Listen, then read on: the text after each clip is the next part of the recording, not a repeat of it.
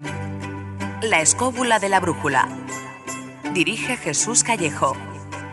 Presenta David Sentinella.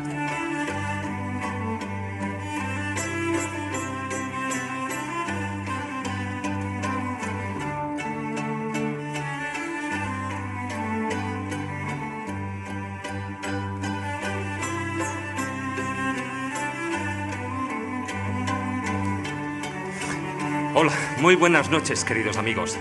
Bienvenidos a esta edición especial de La Escóbula de la Brújula, la última de la presente temporada en la que, una vez más, hemos vuelto a trasladar nuestro estudio de Radio 4G FM en Madrid hasta el Salón de Actos Severiano Ballesteros de la Casa de Cantabria en Madrid para realizar este programa en vivo ante un centenar de amigos escobuleros.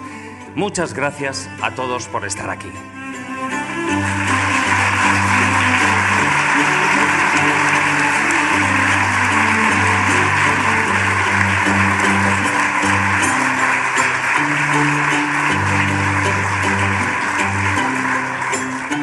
¿Habéis estado alguna vez en un museo raro, de esos que te sorprenden nada más entrar?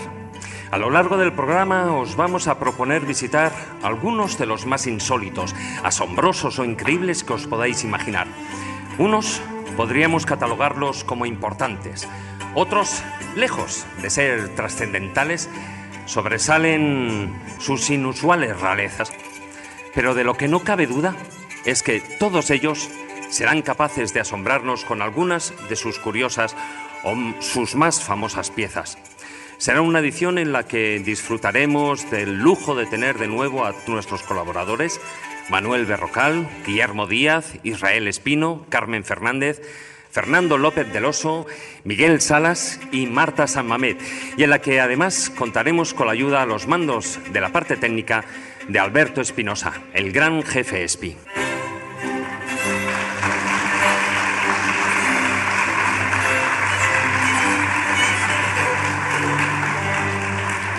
Antes de nada, agradecer a la Casa de Cantabria y a su presidente, José Manuel Conde Pérez, que una vez más nos haya cedido este magnífico espacio escénico y cultural. Y, por supuesto, a la Sociedad Española de Antropología y Fiestas Populares, presidida por Ramos Pereira, por invitarnos a poner el broche final a una gran temporada de eventos y conferencias que con carácter semanal y a lo largo de todo el año organizan con entrada libre y gratuita en este magnífico salón de actos. Dicho lo cual, y sin adelantar más contenido en esta ocasión tan especial, nos subimos con rapidez a nuestra particular escóbula voladora para visitar algunos de los museos más insólitos que os podáis imaginar. Así que, queridos escobuleros, comenzamos. Historia, leyendas, misterio, lugares mágicos. La escóbula de la brújula.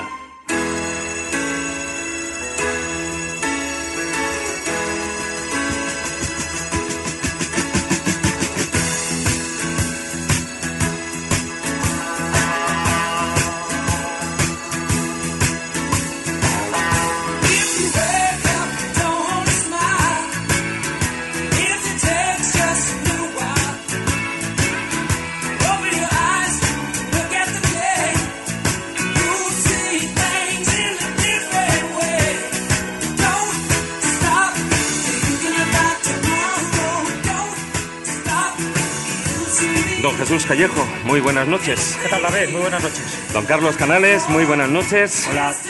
Maese Juan Ignacio Cuesta, muy buenas noches. Maese, Uy, qué alegría. A ver, repito, Maese, muy buenas noches. Aquí estoy. Ahora. Bueno, el tema de hoy, los museos insólitos, da para hablar muchos temas, pero seguro que se nos quedarán muchos en el tintero, porque con total seguridad será una buena muestra, una buena representación de todas las rarezas que poseen muchos de los museos que vamos a hablar, desde lo que podía ser el diablo hasta temas mucho más escatológicos, ¿no? Sí, y más ecalípticos, ya lo veréis. Bueno, la verdad es que sí, van a quedar muchísimos sin comentar, porque museos insólitos hay muchísimos. Yo ya sabéis, mis rarezas, dentro de mis rarezas es crear archivos insólitos, y uno de ellos es museos insólitos. Algunos los conozco, otros no tanto, y en algunos tengo ya una lista hecha para mis futuros viajes. Algunos de los insólitos que conozco y que no vamos a mencionar esta noche, pues abarcan, por ejemplo, el de los rosarios. En Aroche, en Huelva, hay un museo solo de rosarios de lo más curioso, ¿no? Desde papas hasta gente de lo más pagana y profana que ha regalado su rosario. Y me parece sorprendente, ¿no? Aquí en Madrid, por ejemplo, ya sabéis que tenemos el Museo del Ratoncito Pérez, algo bastante inédito, insólito, porque el Ratoncito Pérez realmente surge aquí, en esta ciudad. Yo he visitado, cuando estuve el año pasado en Roma, el Museo de las Ánimas del Purgatorio, que eso sí que es heavy, sí que es morboso y sí que es escatológico, porque ahí aparecen hasta las manos chamuscadas de las distintas ánimas del purgatorio que han regresado aquí, al más acá, para que les ofrezcan misas y puedan ir hacia el más allá con más rapidez. Entonces, bueno, ver aquello chamuscado llama mucho la atención. Bueno, ¿qué quiere decir? Que estamos hablando de muchísimos museos extraños, raros, todos los que estéis aquí estoy seguro que también conocéis alguno que otro. Y bueno, pues una buena muestra vamos a ir desgranando y desglosando a lo largo y ancho de estas 2 horas largas que nos quedan. Así que eso es un pequeño muestrario de los muchos que vamos a comentar. Ya digo, esos 3 es los que yo os puedo decir, y podría daros detalles muy curiosos de cada uno de ellos, pero no vamos a hablar de ellos. Por eso os lo estoy adelantando. Yo me imagino que tanto Carlos como Juan Ignacio tendrán los suyos. Claro, mi diferencia con Jesús es que yo en general no busco los museos, o sea, no busco cosas insólitas, me lo suelo encontrar. Porque lo normal es que en los museos uno espera encontrarse algo parecido a los grandes museos españoles, europeos, en los que tú tienes una idea ya previamente muy clara de lo que vas a encontrar, y luego lo sorprendente es que no, que hay museos realmente muy frikis.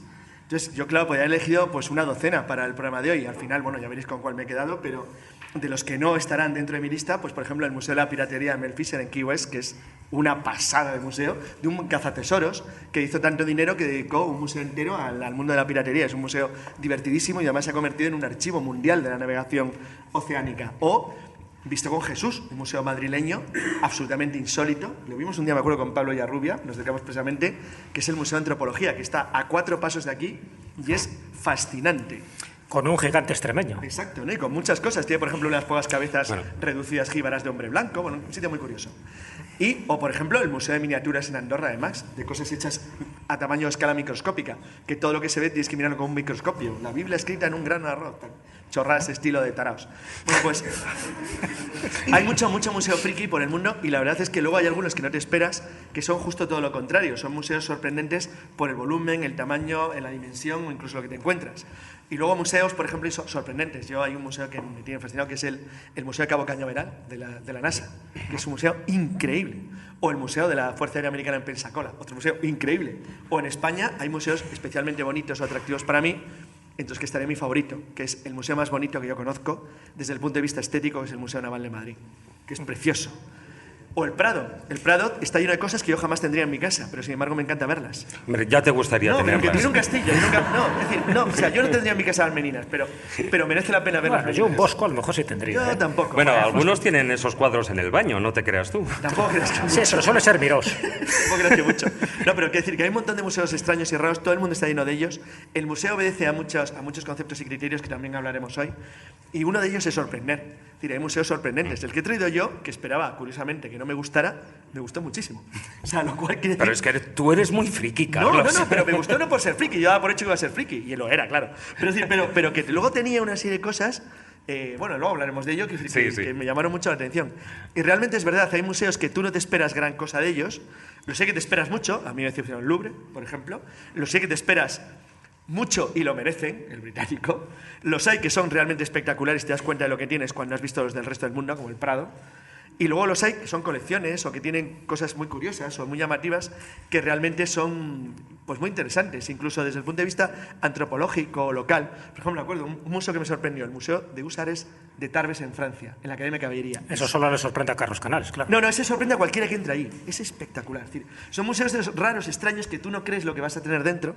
Un museo, es decir, algunos museos, por ejemplo, mexicanos, que he visto, pequeñitos, que están dirigidos a una cultura concreta, y dices, bueno, ¿qué tendrán aquí? No habrá nada. Jo, dices, ostras. Es decir, realmente hay muchos museos, y en Europa donde más, que realmente, o la Casa Museo, casas museos que, por ejemplo, el Lázaro Galdiano, que es una colección particular y es uno de mis museos favoritos de Madrid, o el Cerralbo, un museo precioso, o el Museo del Romanticismo. Y no es lo que te iba a decir, el Museo del Romanticismo, que incluso está la pistola con la que se suicida Larra. Sí, pero que es un museo muy bonito, que es una maqueta de Madrid, por ejemplo, muy bonita, 1830, lleno de cuadros. A ver, para mí los museos, y también lo tocaremos en el filandón, tienen que ser evocadores, tienen que significar algo. Yo odio los museos modernos, no me gustan. O sea, el Museo del Ejército de Toledo me parece no hay nadie, una basura.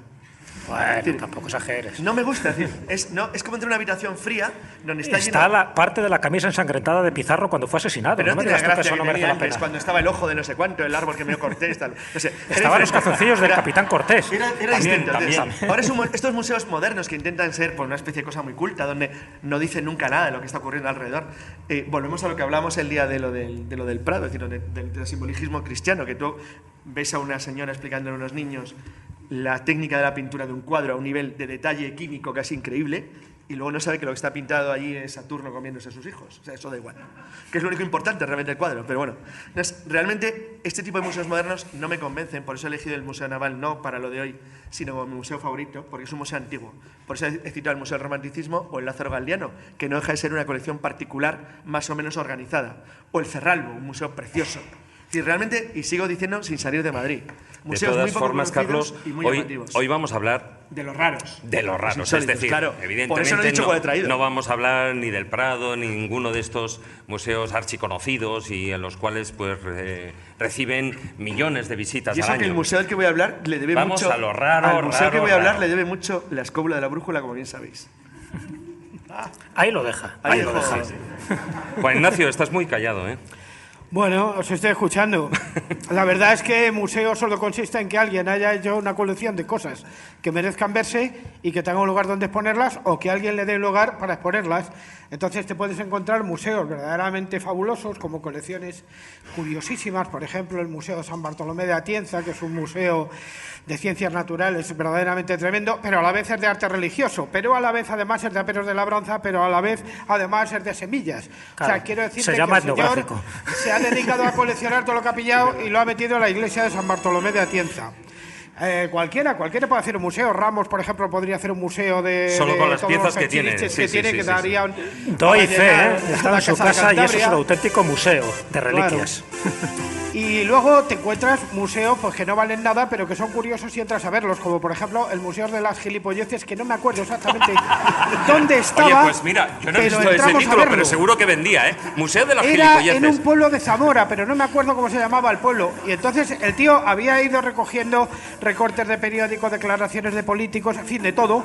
Y tenía un título así a la entrada luminoso que ponía Museo de las Gilipolleces.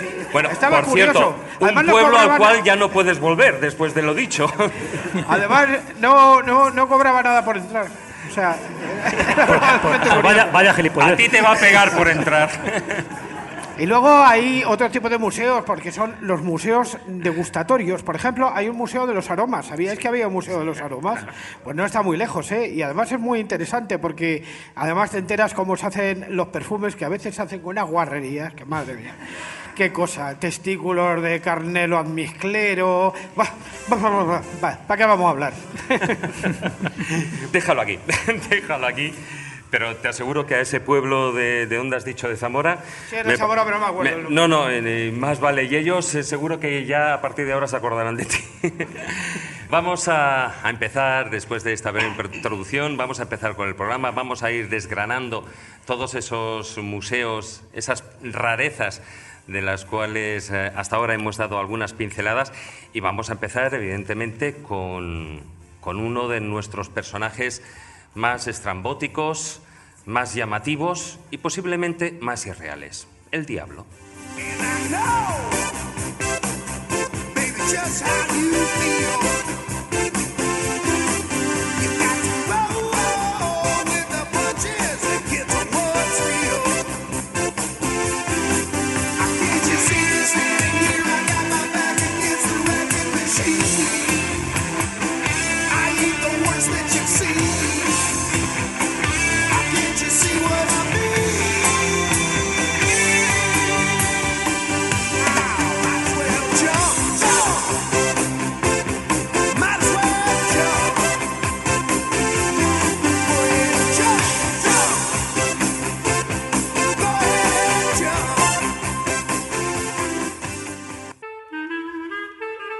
La escóbula de la brújula.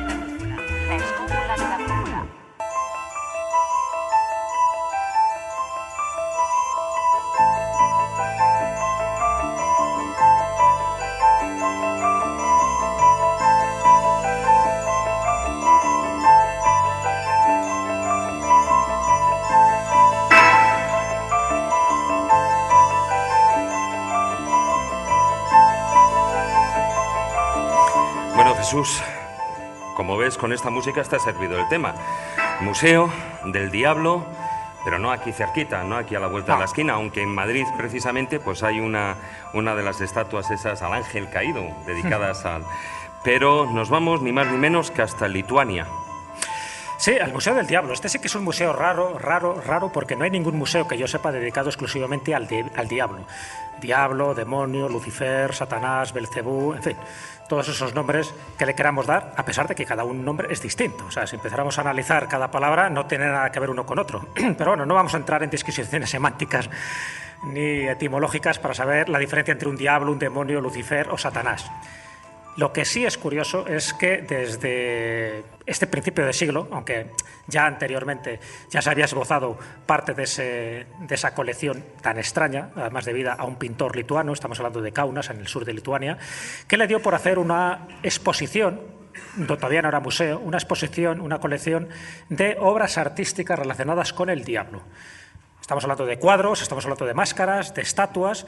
Y entonces, bueno, lo que empezó siendo unas 300 obras artísticas relacionadas con el diablo... Que no es poco. Hoy por hoy se ha convertido en 3.000. Sí, porque empezó a darse cuenta de que, en principio, lo que era el folclore local, y la verdad que Lituania tiene muchísima mitología, muchísima superstición alrededor de este maligno, sí que se dio cuenta de que había muchas donaciones, muchas personas que querían aportar su granito de arena. Es un poco lo que os decía del Museo del Rosario en Aroche, donde empezó con unos cuantos rosarios y todo el mundo que iba allí decía, yo tengo el rosario de mi abuela y te lo dejo aquí. Pues algo parecido ocurrió en Kaunas, en Lituania. La gente iba dejando sus pequeñas obras. Y cuando digo sus pequeñas obras me refiero tanto, ya digo, a esculturas, a máscaras, a tallas, a pinturas, a bastones, incluso siempre con la efigie del demonio. Hay una cosa muy rara en Lituania que es importante en el caso de este museo. Lituania es la última nación del mundo europeo moderno pagana. Los reyes de Lituania, los Jagellons, se convierten al cristianismo en 1386, a finales del siglo XIV. O sea, hace nada, es decir, apenas 100 años antes del descubrimiento de América. El paganismo lituano es muy curioso porque era un paganismo báltico muy raro, no era parecido al eslavo ni tampoco al germano. Se sostuvieron durante años a través de cultos en árboles, a dragones verdes y una extraña historia que se vinculaba mucho por parte de sus enemigos polacos, cristianos y rusos al demonio. Entonces, para los lituanos, la obsesión con el diablo y con el demonio fue muy notable porque ellos estaban convencidos o les convencieron de que cuando ellos crean la Rese Pospolita, es decir, la comunidad polaco-lituana con sus vecinos, que su religión antigua era el mal. Pero ellos nunca lo interpretaron como tal. Lituania es un país católico en un mundo rodeado de países ortodoxos o protestantes, luteranos, como sus vecinos estonianos, estones o letones, o católico como ellos, como los polacos, pero un mundo que quedó un poco aislado y para ellos la obsesión con el diablo, que era su antigua creencia y su antiguo espíritu de verdad, lo mantuvieron muy arraigado. Por eso no me extraña nada que el Museo del Diablo no hiciera. De todas formas, Jesús, lo mezclan también, o sea, esa mitología también, digamos, la actualizan y la mezclan hasta con la política. Sí, la mezclan con la política. A ver, Lituania sufrió muchísimo durante la Segunda Guerra Mundial. De hecho, Kaunas fue capital de Lituania durante un tiempo determinado, desde 1919 hasta 1940 aproximadamente, hasta que ya luego volvió a ser Vilna, que es la capital actual. Pero ahí hubo dos personajes siniestros que hicieron bastantes estragos en Kaunas.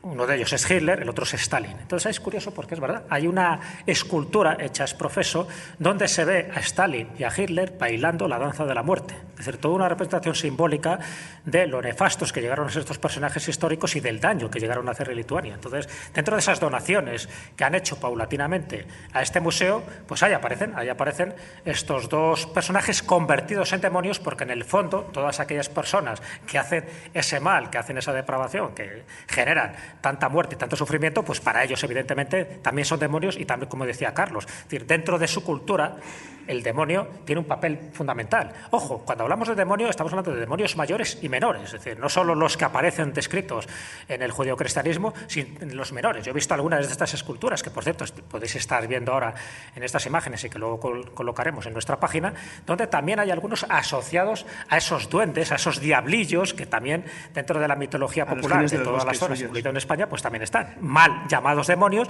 pero que en definitiva, en el momento que tienen rabos, tienen cuernos y son rojos, pues ya está. Es muy curioso porque para los lituanos y sus vecinos polacos hay una creencia muy arraigada, es difícil entender esto, de que ellos tienen la verdadera verdad, la auténtica verdad. Dices, bueno, ¿por qué? Porque ellos se han enfrentado al mal absoluto en los dos lados, en el comunismo y en el nazismo. Entonces lo entienden a la perfección. Es difícil de entender fuera del mundo de frontera entre la Unión Soviética antigua y la alemana hitleriana, pero ellos lo entienden muy bien y les ha arraigado tanto en su mentalidad que es muy difícil de eliminar. Entonces, eso mezclado con las tradiciones bálticas suyas de los bosques muy profundos, solo quedan allí, no hay nada más. Solamente 2 pueblos en el mundo hablan un idioma parecido al suyo, ellos y sus vecinos letones, que encima son protestantes, con lo cual no tiene nada que ver con su cultura, porque los polacos, que son católicos, son eslavos, se parecen más bien a sus enemigos rusos, o sea, no tienen curiosamente nada que ver con ellos. Entonces, esa extraña sensación de aislamiento eterno, porque no hay otra palabra para explicarlo, en una llanura llena de bosques, lleno de genios y de duendes.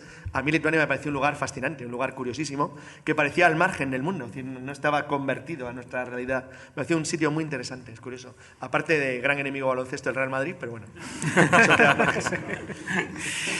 Y bueno, y continúa. Fijaros que el pintor que crea la exposición, este museo, que se llamaba Antanás y un apellido indescifrable. Sí, a ver, no. ¿Cómo se llama el museo? Échale valor. No, el museo bueno, no, sí, el personaje. valor o lo que sea. Antanás o Antanas, muerto en 1966, por cierto,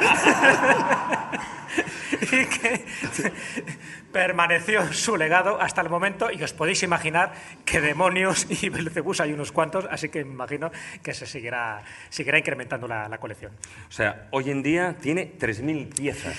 3.000, bueno, tiene más. 3.000 piezas tenía en el 2009, o sea, que os podéis imaginar. Ya ronda las 3.500. Y en el momento que nosotros hagamos una visita a Escobulera, que lo haremos, pues aportaremos nuestro... pero nos vamos a ir hasta Lituania. Claro, sí. Después de este programa yo creo que nos van a hacer una invitación especial. Y yo ya tengo mis demonios particulares. Bueno, yo tengo también un pequeño museo, no es como el de Ramos Pereira, pero bueno, tengo mi pequeño museo y algunos diablillos de estos que he ido recogiendo en mis distintos viajes tengo. Y algunos llevaré para incrementar esa colección, porque en el fondo, fijaros que Satán, utilizando ese término, Satán siempre es el adversario, con lo cual siempre hay algún adversario que tiene una representación antropomórfica y tiene también una representación iconográfica.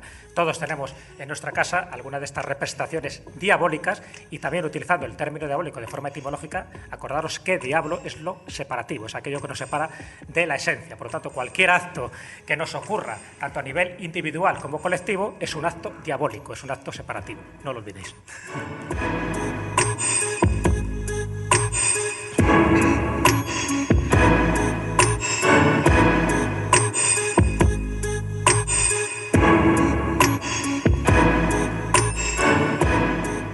Y si el diablo ha estado, cuanto menos, pues representado en una época, especialmente ha sido durante la Edad Media, con el tema de la Inquisición, época en la que se empleaban muchos elementos de tortura con tal de que la gente confesara que realmente adoraba al diablo.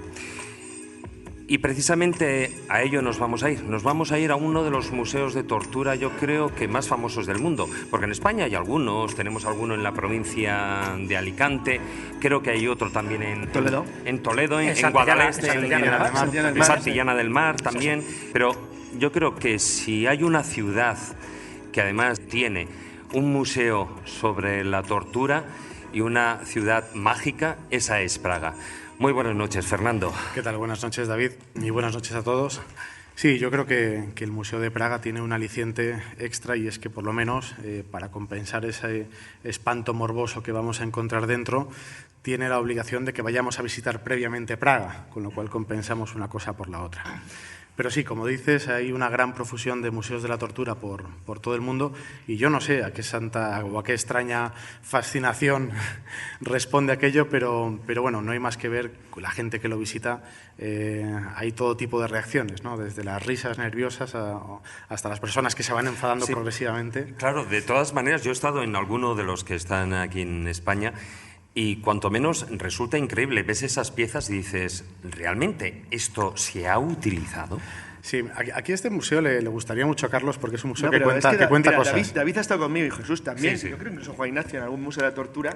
Sí, y además probando las Sí, máquinas, no, a ver si es que funcionan. según vas entrando dices, pero si es que confiesas antes solo con verlo, tío. No te que hagas nada. Solo que tienes que ir, mira, esto le trituraba los dedos uno a uno. Joder, ya has cantado todo. Que eres el toro que mató a Manolete y lo que Lo malo quieras. es que el que accionaba la máquina era Fermín Mayorga, que se conoce bien el mecanismo, y qué daño hacía el tío. No, pero este es gráfico porque resulta que las personas que lo dirigen a su vez el Museo de Cera de la ciudad de Praga. Entonces han aprovechado la coyuntura para hacer una serie de bonitos dioramas espectaculares en los cuales exhiben cómo funcionaban precisamente esos aparatos. Entre ellos, por ejemplo, había uno que, fijaros, solo con el nombre ya asusta. La máscara de la infamia. Sí, vamos a empezar casi por lo más suave, ¿no? Sí. Para que no te reconozcan, está claro. No, la máscara de la infamia se utilizaba desde el siglo XVI al XIX y era una máscara de hierro que ya debía ser bastante incómoda, pero que se le colocaban una serie de atributos para ridiculizar socialmente a la persona que lo portaba, ¿no? Había, por ejemplo, una especie de trompa en la parte de la boca, con lo cual esa persona solo podría beber, no podría comer. Otros con unas orejas de burro gigantescas e incomodísimas, y este se utilizaba sobre todo para castigar a las personas que llevaban la contraria a la autoridad competente. Fíjate, luego hay otros cuyo nombre, cuanto menos, es engañoso. El violín de la madrina. Sí, la verdad Parece es que algo sencillo, tierno, Sí, solo y da va a ser susto, que no da no, ¿no? muerte, sí. La verdad es que los nombres que utilizan a mí me parece de lo más sugerente. Este era un cepo portátil que tenía la abertura del cuello y otras dos aberturas para las manos que quedaban sujetas justo delante del cuello y parecía que una persona estaba tocando el violín. Este era junto con la anterior, era de los no letales, de los que no causaba heridas irreversibles, y este se usaba en caso de difamación. Y había una posibilidad extraña que mencionaban aquí en el museo, y era que había algunos cepos de esta clase que eran para dos personas juntas. Yo no sé si era para los que se difamaban mutuamente, y entonces se castigaban a estar durante unos cuantos días sujetos de tal manera mirándose las caras, ¿no? Se llamaba el Tumas. El ni tú más, sí. Tumas. Bueno, otros sí que, evidentemente, el nombre ya de por sí es sugerente. La bota de hierro. La bota de hierro. Ya empezamos a hacer un poco más de daño. Estas eran unas placas con pinchos, el gran invento del torturador, que se colocaban en la pierna y tenían unos tornillos en los laterales, de forma que al apretarlos se hincasen esos pinchos en la espinilla y en el gemelo.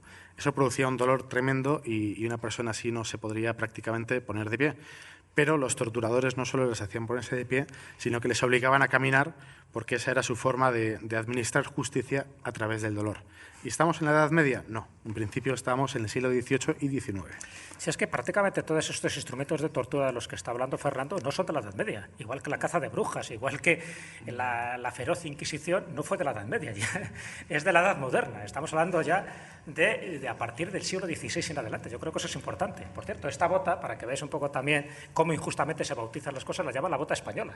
Entonces hay veces que el hecho de que la Inquisición la tuviéramos tanto tiempo en España, automáticamente determinados instrumentos de tortura como la bota española o la cosquilla española, es decir, eran unos garfios que te rascaban totalmente la espalda y te la dejaban en carne viva, lo llaman siempre algo español, igual que la fiebre o la gripe española. Que jamás se usó en España, en cambio. Y nunca se usó en España, además. No, la doncella de hierro nunca se usó, ¿no? Hubo tres torturas en España, básicamente, alemana, sobre todo. que luego lo comentará Fernando, y de las que está diciendo, ninguna de ellas fue la más conocida en España. Aquí en España se utilizaron tres, que luego sí eso las comentamos. O sea que la mala fama la tenemos, pero tampoco éramos tan sanguinarios. Hombre, hacía daño el potro, ¿eh? Tampoco quiere decir que Jesús no tuviera razón. Pero... Bueno, el potro. No, de hecho Tengo fortuna bueno, pues española. aquí en la escóbula de la brújula siempre lo hemos comentado cuando hemos hablado de la Inquisición, de que la Inquisición española tiene muy mala fama, pero realmente la que fue dura, la que fue fuerte fue la alemana. Y de hecho, bueno, pues por ejemplo, y hablando también de tecnología, pues hay otro de esos aparatos que se le llaman la Virgen de Nuremberg. Exactamente, eso es la que se refería Carlos como la Dama de Hierro, y que la llaman la Virgen de Nuremberg. Yo no sé si porque el perfil corresponde a una fornida moza bávara, pero es una especie de sarcófago que es una muestra de ingeniería alemana a su alcance, al alcance de los torturadores de la época, que la crearon, dicen la leyenda, en las bóvedas secretas del Palacio de Justicia de la ciudad de Nuremberg. Y ya hay una crónica de 1515 en la que cuenta que una persona sobrevivió, un pobre hombre, 3 días dentro de este sarcófago. Por fuera, como digo, parece un cuerpo casi un poco de mujer, por decir algo, pero por dentro está la gracia. Está lleno de pinchos, de una serie de clavos puestos de diferentes longitudes. Ahí está el detalle de sibaritismo. De forma que cuando se cerraba, se metía una persona dentro y se cerraban las tapas, todos esos pinchos se clavaban en el cuerpo del reo, pero estaba calculado de tal manera que se clavaban en el cuerpo, pero no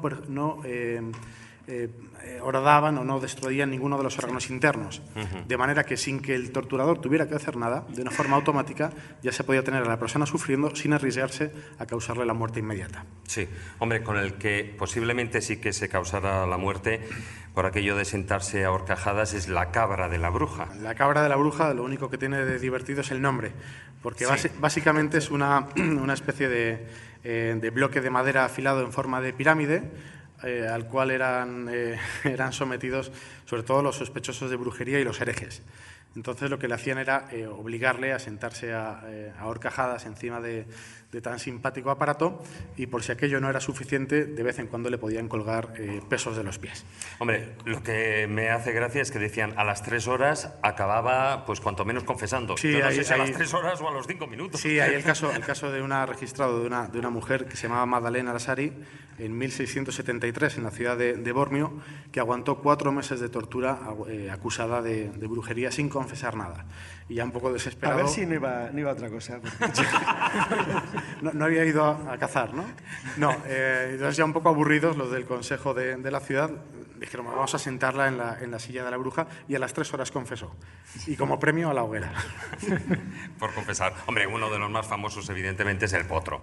El potro. Esa sí se utilizó aquí en España. Ese sí es uno de los que se utilizó. Sí, el potro es uno de los más extendidos por toda Europa y es una máquina de estiramiento. Se fija en los tobillos y se fija en las muñecas del condenado y simplemente se aplica tracción y se le estira todo lo que uno quiera. A partir de 30 centímetros de estiramiento consideraban que era letal, pero hasta ahí se podía alargar el suplicio durante varios días. Y esa imagen que tenemos del torniquete con el torturador tirando del trinquete aquel, eso es un refinamiento posterior. Al principio se usaban otro tipo de métodos más borricos y que requerían la rueda igual, ¿no? Porque la rueda también rompía muchos huesos. Sí, la rueda, si te anclaban los pies y luego te ponían la rueda y empezaban a tirarlo, era una versión de una variante del potro. Hay una de la rueda que no es este que comentabas tú, sino que este es de lo más básico que hay. Es una rueda parecida a la de un carro, entonces se ponía el reo encima, se le ataba con unas sogas y todo se procedía con gusto y alegría a romperle cuanto más huesos y ligamentos mejor, ¿no? Entonces, bueno, tenía varios niveles de refinamiento. Si la persona había estado acusada de brujería, lo que hacía es que se le metía, además, por los radios de esa rueda, y si se le condenaba directamente a muerte, esa rueda se ponía en la parte de arriba de un poste, como si fuera una especie de siniestra sombrilla, y la persona pues moría ahí arriba de asco y de pena, ¿no? Básicamente. ¡Uy, qué alegría! Y se podía, con un derroche de medios, se podía combinar también con la hoguera. Hay un caso de una persona que fue condenada a la rueda y a la hoguera por el pintoresco motivo de aliarse con el demonio para provocar tormentas. Si no decía nada, Fernando, pues... ¿es verdad que además les ponían la música de Indigueto del Príncipe Gitano o eso? Eso ya era excesivo, era para los delitos mayores. Eso cuanto menos era más actual, ¿eh? Pero si eso no funcionaba, siempre quedaba un método que ha funcionado hasta el día de hoy, ¿no? Sí, que es la sierra de mano. La sierra de mano. El serrucho de toda la vida. Solo presentaré la escena. Un anochecer romántico, una sierra de mano, 2 fornidos torturadores y un reo colgado boca abajo sujeto de los pies. Que encima se ¿Hace queja. falta decir más? Sí, pues no. Y encima Sí, se pues por donde quejaría, cortaban, ¿no? por donde cortaban lo jodido, Sí, no, lo malo es eso, que siempre iban por la ingle, ¿no? Qué manía tenían. Por cierto, estos instrumentos de tortura que estás describiendo, Fernando, en Praga, están usados. O sea, hay como... hay como sustancia. Hay restos de... Bueno, hablaron conmigo Son de segunda mano. hablaron conmigo los gestores, me preguntaron si conseguiría yo que fueras a Praga. que querían estrenarlos. ¿Algo voluntario? No lo sé. No sé. Por el morbo sí que intentaría, ¿no? Pero cuidado, no a todos. Solo los que crujan huesos. Los demás se los Por dejo aquello de para un Maese. buen masaje, ¿no? Bueno, muchas gracias, Fernando. Ha sido un placer, compañeros. Abracadabra. You make me hot, you make me sigh, you make me laugh, you make me cry. I see magic in your eyes. Si quieres viajar a lugares con historia y sumergirte en los grandes misterios de nuestro mundo, La Escóbula de la Brújula, en Radio 4G.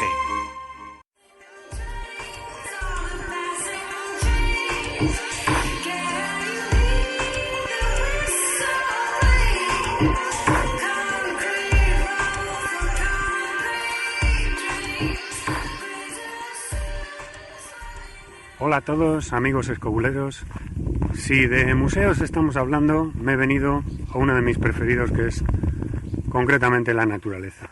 Me encuentro en el Parque Regional Sureste, en el famoso Cerro del Telégrafo, donde en la Guerra Civil se tiraban desde este pequeño montículo una serie de aeroplanos, se tenía también un puesto de vigilancia y de comunicaciones. Es un museo natural donde anidan halcones, tenemos una serie de aves como urracas, mirlos, todo tipo de jilgueros, pájaros, gorriones, todo lo que podamos imaginarnos en cuanto a flora y fauna. Tenemos también algunos especímenes humanos paseando al perro y haciendo de las suyas, que, bueno, podríamos decir que forman parte también del paisaje.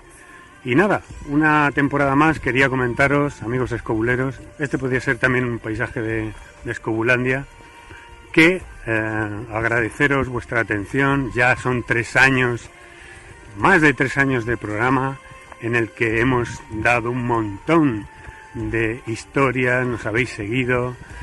Quería daros las gracias también por la sección del taller del pintor, que nos habéis seguido desde todo el mundo, todas las partes del mundo, haciéndonos preguntas, siguiéndonos con mucho cariño.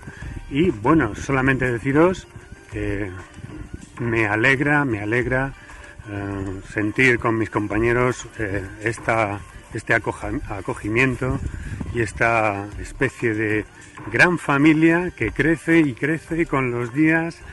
Y bueno, pues daros un gran abrazo y desearos, como no, que paséis feliz verano. Hasta luego, amigos.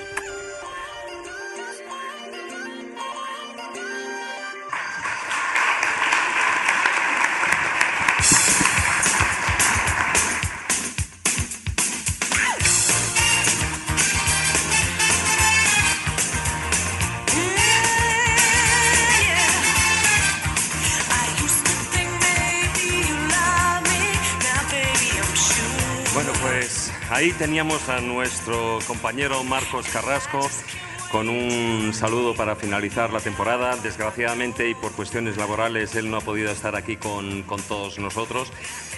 Él hablaba de un museo, el museo de lo que es la propia naturaleza, pero para hablar de museos, evidentemente no hace falta irnos pues ni a Lituania, ni tampoco a Praga, como decía Fernando. En Madrid también tenemos algunos museos, cuanto menos muy curiosos por su contenido.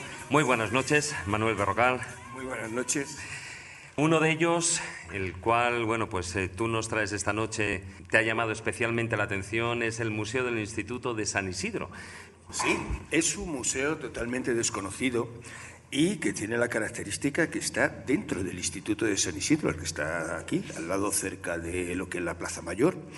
El Instituto de San Isidro realmente es el centro, bueno, de enseñanza más antiguo que hay en Madrid, ya que cuando Felipe II decide traerse a la capital a Madrid, tiene la característica de que, bueno, como los jesuitas a sus maneras siempre tenían una manera de enterarse de las cosas, a través del duque de Feria se enteran que se va a hacer este acto. Total, que ellos compran un pequeño terreno de una zona cercana a lo que luego posteriormente sería la Plaza Mayor, y ahí crean el primer instituto, el primer centro realmente de enseñanza infantil que existe casi en Madrid. La circunstancia que tiene es que, bueno, con los años, pues aquello va a tener luego, se va a ir manteniendo, tiene toda una serie de problemas políticos, su mantenimiento y demás. Y entonces la característica ha estado que en un momento determinado el instituto aguanta hasta el siglo XVII, en que, curiosamente, María de Austria y Portugal, a su muerte, les deja una parte importante de su herencia. Y con ello construyen uno de los centros más importantes de enseñanza que existían en Madrid, y se convierte en algo tan importante como el Colegio Imperial de la Compañía de Jesús. O sea, estamos hablando de un apelativo bastante fuerte.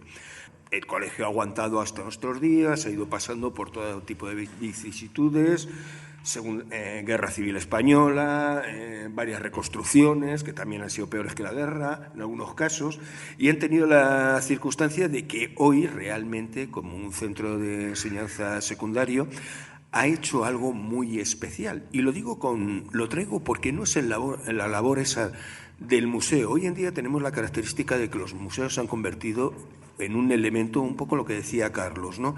Un elemento dentro de ese paradigma del ocio que hoy en día tenemos, en que tenemos que ir a todos los sitios de visita y todo tiene que ser pulcro, maravilloso y demás. Pero este museo, que es un trabajo realizado entre los profesores y los alumnos, que es lo importante que tiene, han recuperado todas las cosas antiguas que había, sobre todo de finales del XIX y principios del XX, y con eso han hecho un museo a la vieja usanza. Esos museos con ese tono francamente antiguo, de muebles de madera, con cristales, con un montón de piezas dentro, y que todos son una recopilación de lo que ha sido la evolución, en cierto modo, de la ciencia en nuestra cultura, porque eran aquellos elementos que en su día fueron utilizados en las clases para que los alumnos aprendieran. O sea, hay toda una serie de piezas absolutamente impresionantes, y es un sitio que yo recomiendo de ir a ver, porque sin duda alguna tiene ese sabor. Además, de los antiguos. Se puede visitar, incluso yo creo que a la gente le recordará una serie de televisión. Sí, por el claustro que hay. Sí, totalmente. Porque hay un pozo en mitad del claustro, un claustro... No queremos decir mucho más, tenéis ir buscándolo. Una serie española. Es no una suena serie de nada. española, y esa parte ha sido grabada ahí, ¿eh? Yo os puedo decir que los he visto grabando. Y si luego queréis buscar el portalón, está en una calle cercana. Sí, en la parte de atrás, ¿no? En la parte de atrás. Pero bueno, la realidad es que aquí tenemos algo muy importante. Bueno, el museo se puede visitar, creo que es gratuito. O sea, que no estamos hablando de... Ahí lo importante es conseguir el ver lo que en su día eran los museos, es decir, un sitio de estudio, porque en su día el museo nacía para eso, para ir recolectando todos aquellos elementos que los investigadores o los exploradores y demás iban trayendo y se organizaban en estos sitios como método de estudio. Y de alguna manera ese sabor le sigue manteniendo. Y lo cierto es que, bueno, ahora mismo, o sea, hay cosas tan curiosas como una tabla de los elementos con 32 elementos, por ejemplo, a nivel químico. O sea, cosas de este tipo que hoy llegas, lo ves y te asombra. Eres un romántico, ¿eh? Totalmente, yo lo admito. O sea, yo admito que he nacido con unos cuantos años de retraso. En el 19 me hubiera gustado mucho más. Pero bueno, y la realidad es que es eso. Bueno, realmente ahora mismo son exactamente 800 animales que ahora los llaman naturalizados, antes eran disecados, pero son propios de los que tenían para enseñar a los estudiantes los diferentes tipos de animales existentes y demás, y que en un momento determinado lo que han hecho con ellos han hecho este museo, y os puedo decir que hay piezas francamente curiosísimas que no es fácil de encontrar ni siquiera en el Museo de las Ciencias Naturales de aquí de Madrid. O sea, que es que estamos hablando de un sitio curioso, e incluso, os puedo decir, hay una pieza que realmente leo el nombre para no equivocarme, que quede claro, es un modelo anatómico desmontable que fueron realizados por el doctor Aufox. Este señor construyó unas estatuas de figura humana absolutamente natural, de tamaño natural, y en ellas se puede estudiar todo lo que es el cuerpo humano.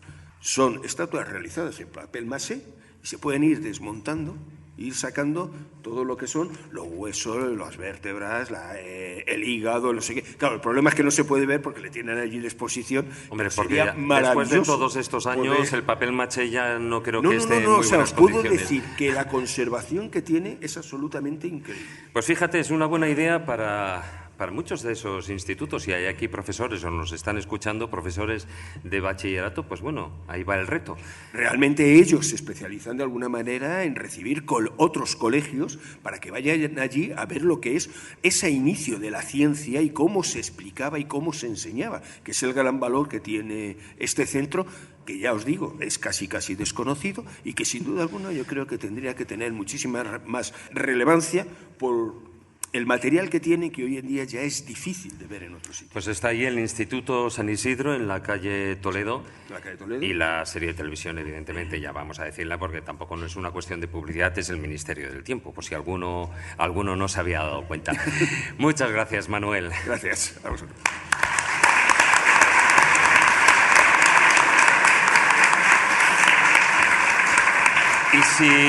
Y si el Instituto San Isidro es cuanto menos un centro de enseñanza en el que algunos de esos elementos servían para que los estudiantes tuvieran ahí las cosas de primera mano, tanto los animales naturalizados, no disecados, como las figuras humanas, todo lo que es estudiar la anatomía.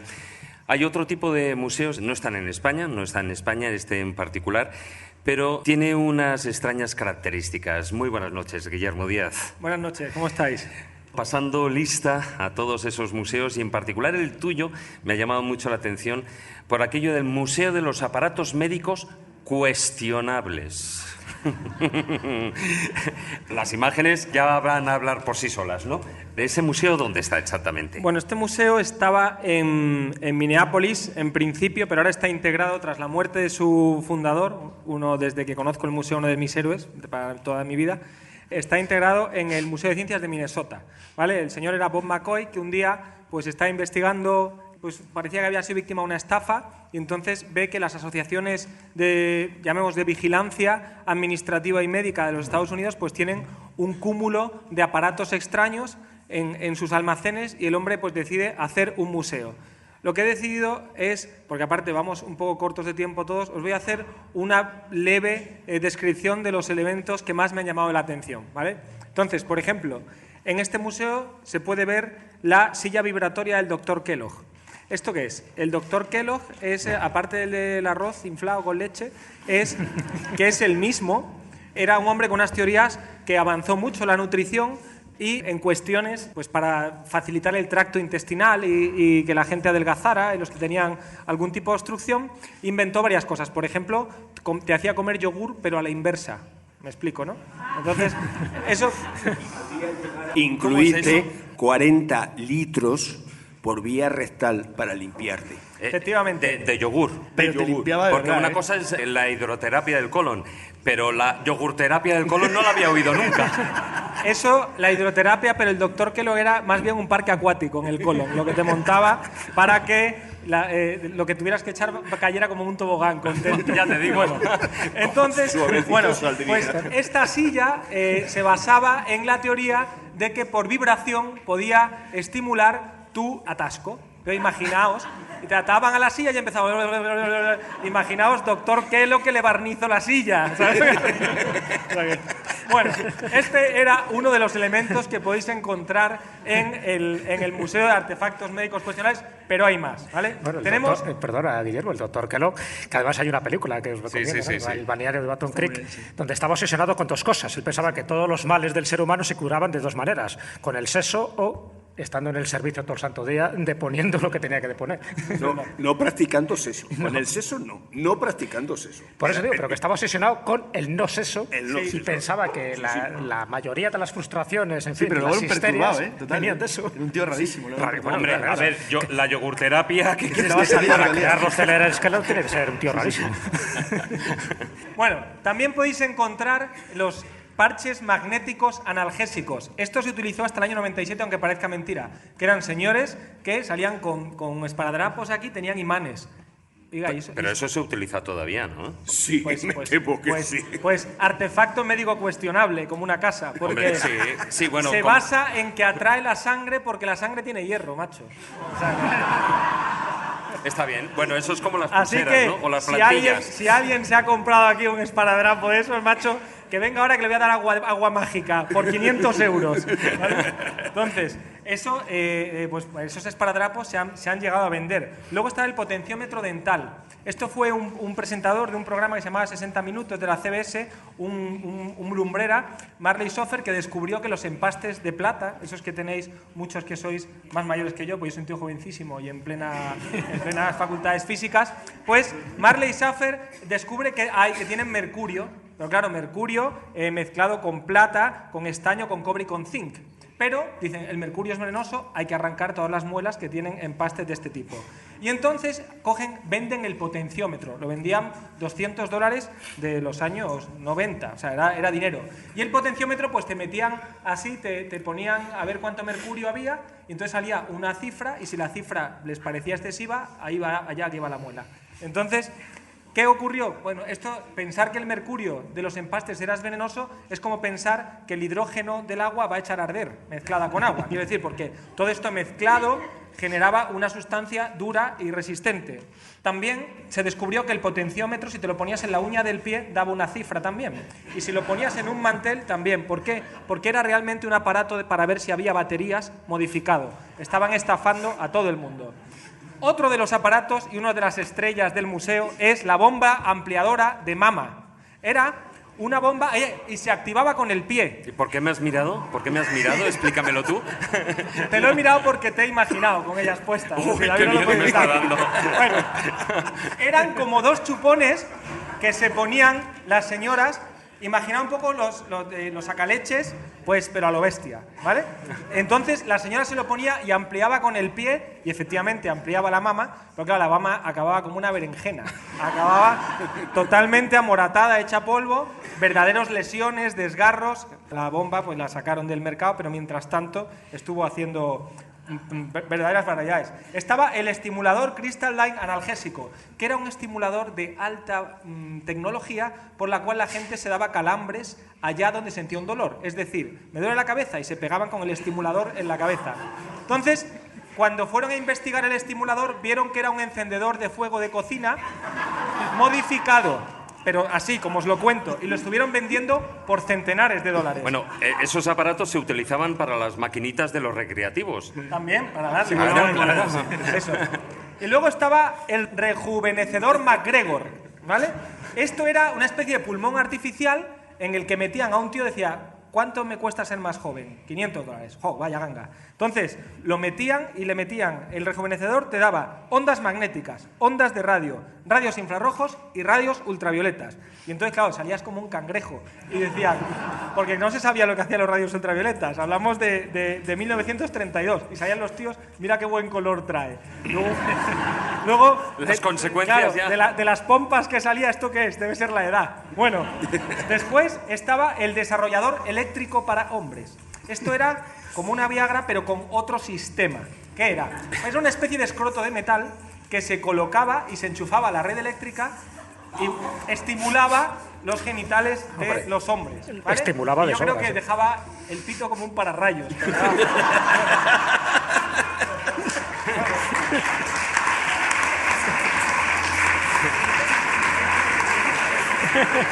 Guillermo, si tú miras aquí a nuestros oyentes, más de uno ha puesto una cara de dolor. ¿Ha apretado las piernas? O no, o a lo mejor dice, a lo mejor que se lo ha comprado, dice, llevo 10 años dándome eso y está en el Museo de Aparatos Médicos Cuestionables. Así se me ha quedado la cara. A ver cómo andáis de inglés y a ver si pilláis qué es esto. El Prostate Gland Warmer. Ese es el que era yo te iba a decir. Esto era un aparato que en 1918 consistía en un falo de baquelita para atacar los problemas de próstata, ¿vale? Es el calentador de la glándula prostática. Exacto. Para aquellos que no vais de inglés bien, Molín. Bueno, entonces se introduce el falo de baquelita hasta entrar en contacto con la próstata Y en el otro extremo había un cable que enchufabas a la red y había una bombilla a mitad de camino, que es lo que se iba calentando, y entonces esa bombilla por un hilo de metal iba al falo de baquelita que te calentaba la próstata. Aparato médico cuestionable. 1918. Sí, pues no me había dado cuenta, yo no sé por qué. Y aquí viene uno de mis favoritos, que es siglo XVIII. A los ahogados, pues hay manuales que los podéis encontrar. A los ahogados se les curaba, pues le hacían un poco, debían ser los antecesores del doctor Kellogg, y vais a ver por dónde voy. Está ahogado, lo sacaban del agua a quien fuera y entonces decían, le ponían una cánula en la boca y le insuflaban aire y hasta ahí bien, porque dicen, joder, le están haciendo el boca a boca, lo van a salvar. Incluso pensaban que dando golpes en el pecho pues era el masaje cardíaco. Pero aquí viene el aparato médico cuestionable del siglo XVIII. A la vez le introducían un tubo por el ano en el cual... No, pero es que espera, qué manía con el ano. Espera. Bueno, dice, en el cual soplaban tabaco. Imaginaos tú, ahogado. Muerte. Pero escúchame, Carlos, imagínate tú ahogado, recién salido del lago, escupiendo agua. Dice, joder, para haberme matado. Y miras para abajo y te ves a un tío. ¿Pero qué haces? Ni que fuera un globo, por Dios. Pues te ibas de allí echando ¿Pero humo. qué te crees que soy? ¿Una cachimba? Eso con doble sentido, claro. Y una termino. Sí, Pero sí. mira, os voy a decir solo el nombre, ¿vale? Que es el recto rotor. Y eso, usted no ha venido aquí al médico, oiga. Usted no ha venido aquí al médico. Muchas gracias, Guillermo. Gracias a vosotros.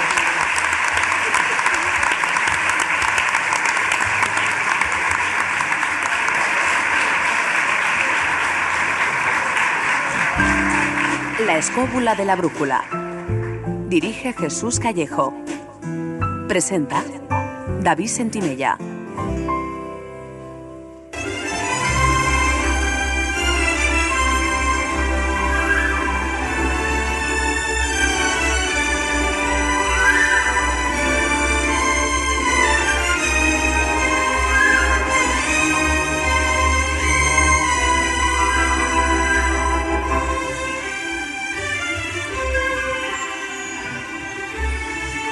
Carlos, con esta música te digo lo mismo que a Jesús, o sea, blanco y en botella.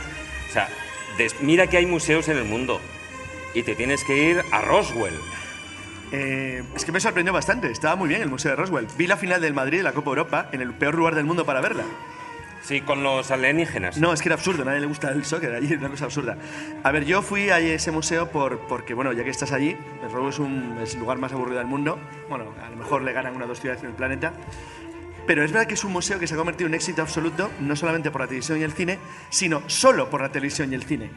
Tienes un mundo que le debe todo a la imagen que genera a las terceras personas que van por allí por la pura curiosidad. Y desde luego, lo garantizo, los museos americanos en general son muy buenos vendiendo.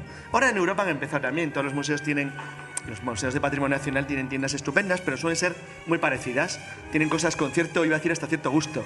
Aquello es el colmo de la horterada total. Entonces, da igual, yo me traje unos cuantos regalos. Uno es bien conocido por los seguidores del programa porque es Roswellito, el extraterrestre azulito. Hombre, lo tengo yo en casa. Claro.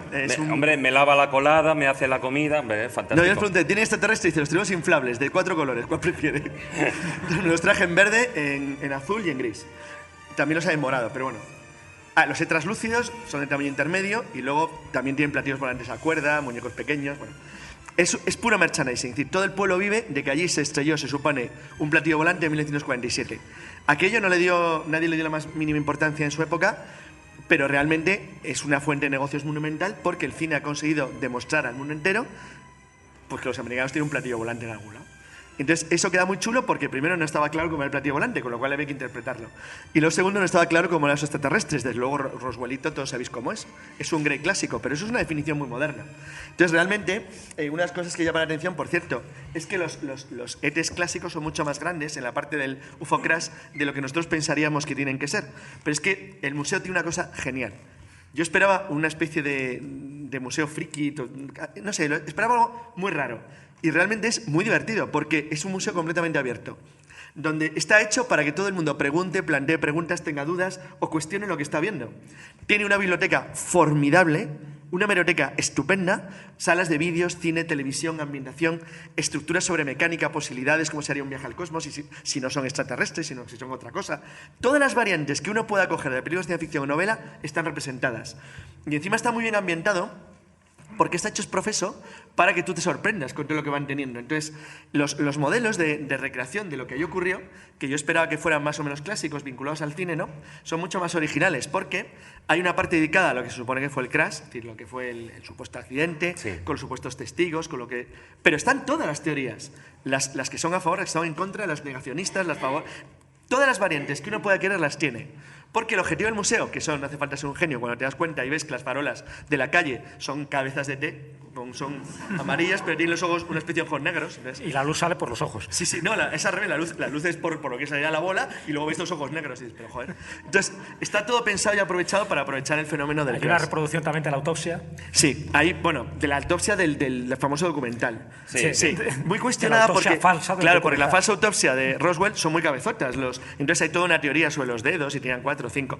Entonces, realmente lo curioso del museo es que está pensado con dos objetivos. Uno, que recuerdes que es lo único que merece la pena en Roswell. Curiosamente tiene un museo de arte moderno bastante bueno y bastante horrible, porque este arte moderno es espantoso, pero ellos lo tienen muy cotizado y muy valorado. Y luego tienen 2 o 3 museos, uno claro, del museo típico, Roswell es la primera zona primaria al oeste del Pecos, para los que les gustan las películas del oeste, es que es el lugar perfecto, de esas carreteras polvorientas que ves ahí como los camiones enormes llegan a gasolineras abandonadas. Bueno, es un lugar clásico de una película del oeste, pero donde ellos se centran mucho en sus 2 grandes personajes históricos, John Chisholm, conocido por la película de John Wayne sobre él mismo, y el propio Roswell en su vertiente moderna. Tiene un museo aeronáutico muy bueno, porque está relativamente cerca de la base Walker, que es muy conocida, que era en aquel entonces la única de las pocas bases del mundo que tenía armas nucleares, y está relativamente cerca, a distancia americana no mucho, de la base de la Northrop en White Sands, en Arenas Blancas, que es el polígono de pruebas de la Northrop. Ellos lo enlazan muy bien para mezclarlo con su museo aeronáutico, con su museo de fantasía de Roswell, porque el museo de fantasía de Roswell de UFO, como su nombre indica, de ovnis, es un museo de fantasía. O sea, tú tienes que darte cuenta que no estás viendo un museo en el sentido clásico, no estás en el Lázaro Galdiano que he citado, o en el Museo Romántico de Madrid. Estás en un museo absurdo. Pero lo que tú vas a ver más cerca de Walt Disney, No, tampoco. Se parece más a un museo de folclore, que es mucho más curioso y mucho más llamativo. Es decir, de hecho, no es Walt Disney, es decir, eso es lo interesante que tiene. Es un museo enormemente abierto a las preguntas, donde hay grupos de trabajo, gente que debate, puedes investigar y buscar la opinión que quieras. Hay gente que defiende todas las variantes del mundo y lo han convertido en un foco de atracción mundial. Es muy reciente, es de 1992. O sea, no se montó cuando el crash del 47, sino relativamente hace poco tiempo. Y a mí lo que me sorprendió es, bueno, aparte de eso del increíble y fascinante merchandising que tienen alrededor de la ciudad y del crash, porque el lugar donde se supone, el rancho donde está el accidente, está marcado. Me hizo mucha gracia porque los carteles de carretera americanos en las películas aparecen agujereados por las balas. Bueno, esto lo fabricaron con los agujeros. Está hecho a propósito, para que parezca que la gente lo dispara, nadie dispara en Roswell, nada, pero está muy simpático porque está incluso 2 o 3 cráneos de vaca putrefactos por el viento están puestos también a propósito, son también falsos. Entonces le da un curioso ambiente extraño para que te parezca que es un sitio todavía más raro de lo que realmente es. Luego, el debate sobre el aspecto del platillo volante, porque uno no se sabe cómo era, obviamente ni siquiera a lo mejor un platillo volante, está basado en una especie de suscripción popular. Dijeron, bueno, ¿cómo tiene que ser el ovni de Roswell? ¿Y cómo tienen que ser los extraterrestres de Roswell? Y son versiones idealizadas de cómo se supone que tenían que ser. La verdad es que a mí me pareció un museo realmente curioso, de un sitio realmente curioso. Creo que hay pocos lugares, como he dicho, más aburridos en el planeta que Roswell, pero a ese tamaño es difícil. Pero realmente merece la pena la visita, aunque solo sea por la enorme curiosidad que te desprende. Por cierto, que me llama la atención, tenía en el libro de Javier Sierra sobre Roswell, lo cual... Caso Roswell. Sí, no, pero te llama la atención porque es verdad que la biblioteca es magnífica, está abierta a cualquier tipo de investigador que quiera cotillar y mirar, y sobre todo lo mejor que tiene y lo más genuino es eso. Están abiertos a cualquier teoría, y cuanto más friki más les mola, porque trae más gente. Entonces, sí, además son vecinos, creo que lo habían tirado, pero yo estuve hace 2 años, pero son vecinos de la iglesia del Señor de los Cowboys, que es una de estas iglesias raras que hay en Estados Unidos. Después de la maradoniana, esa es la más rara. Todo. Y realmente realmente es un sitio que merece la pena porque realmente todos los que estamos aquí, y no los que estamos aquí, todo el mundo, de una manera u otra ha oído hablar de Roswell. Eso ellos insisten mucho. Y tienen razón. Parece mentira un pueblo tan insignificante que no pinta nada, tirado en el este del Pecos, y que sin embargo no hay prácticamente nadie en el mundo que no haya oído hablar de él. Entonces, claro, en ese sentido, entiende perfectamente a alguien como yo del Real Madrid, que estaba solo allí en el lugar, pero todo el mundo había hablado del Real Madrid aunque no sabía lo que era. Entonces, es exactamente lo mismo. Entonces, son cosas que suenan y que son llamativas y famosas. Entonces, bueno, pues me pude traer a nuestro famoso Roswellito. Sí. Yo tengo a mi Roswellito también. Claro, pude traerme un platillo volante a cuerda. Todo auténtico, de todo hecho, genuino. lo tienes aparcado en la puerta, ¿no? Sí, todo de raticulín. Por Y cierto, luego- la carretera extraterrestre está por allí cerca. La off-road. Esa bueno, es la que va, pero está mucho más lejos, porque va hacia Nevada, que es la que rodearía, en teoría, el área 51 de Nevada, que está bastante lejos, pero el área 51 es que es difícil de dimensionar, porque tiene más o menos el tamaño de Asturias. O sea, no estamos hablando de un ranchito. Sí, el Groom Lake es famoso más o menos del tamaño de Asturias entero. Entonces, bueno, pues realmente es una cosa de una dimensión monumental. No solo la off-road está en Nevada, está más al oeste. Ellos lo que tienen es que es verdad que por alguna razón muy curiosa, entre Corona, en fin, la zona sur de Nuevo México y la frontera de México, hasta el norte, hasta Amarillo, en la zona oeste norte de Texas, es donde se acumulan todos los crashes teóricos de UFOs, de ovnis, entre 1947 y 1960. Por alguna razón, todos se estrellaron ahí. Todo el mundo sabe que una ley de los platillos volantes es estrellarse en territorio de Estados Unidos.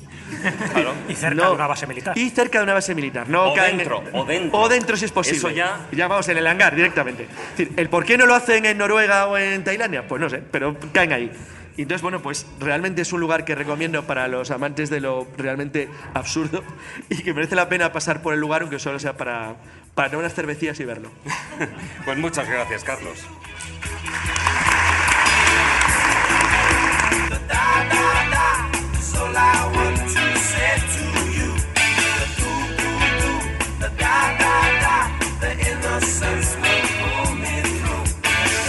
Y hablando de autopsias como la que habéis podido ver en las imágenes del Museo de Roswell sobre esa autopsia del alienígena, vamos con otro tipo de autopsias.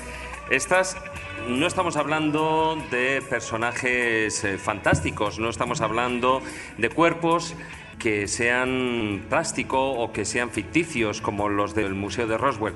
En este caso estamos hablando de cuerpos humanos de verdad.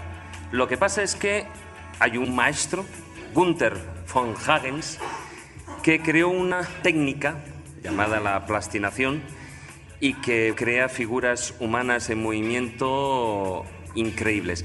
Muy buenas noches, Carmen Fernández. Buenas noches, hola a todos. No sé si se me oye. Sí, Ahora sí. se te oye. La verdad es que yo he visto algunos de estos cuerpos. Existen una serie de exposiciones itinerantes a lo largo y ancho de todo el mundo. Alguna de ellas ha estado hace poco tiempo, estuvo aquí en Madrid, también en Barcelona, por las principales ciudades de España.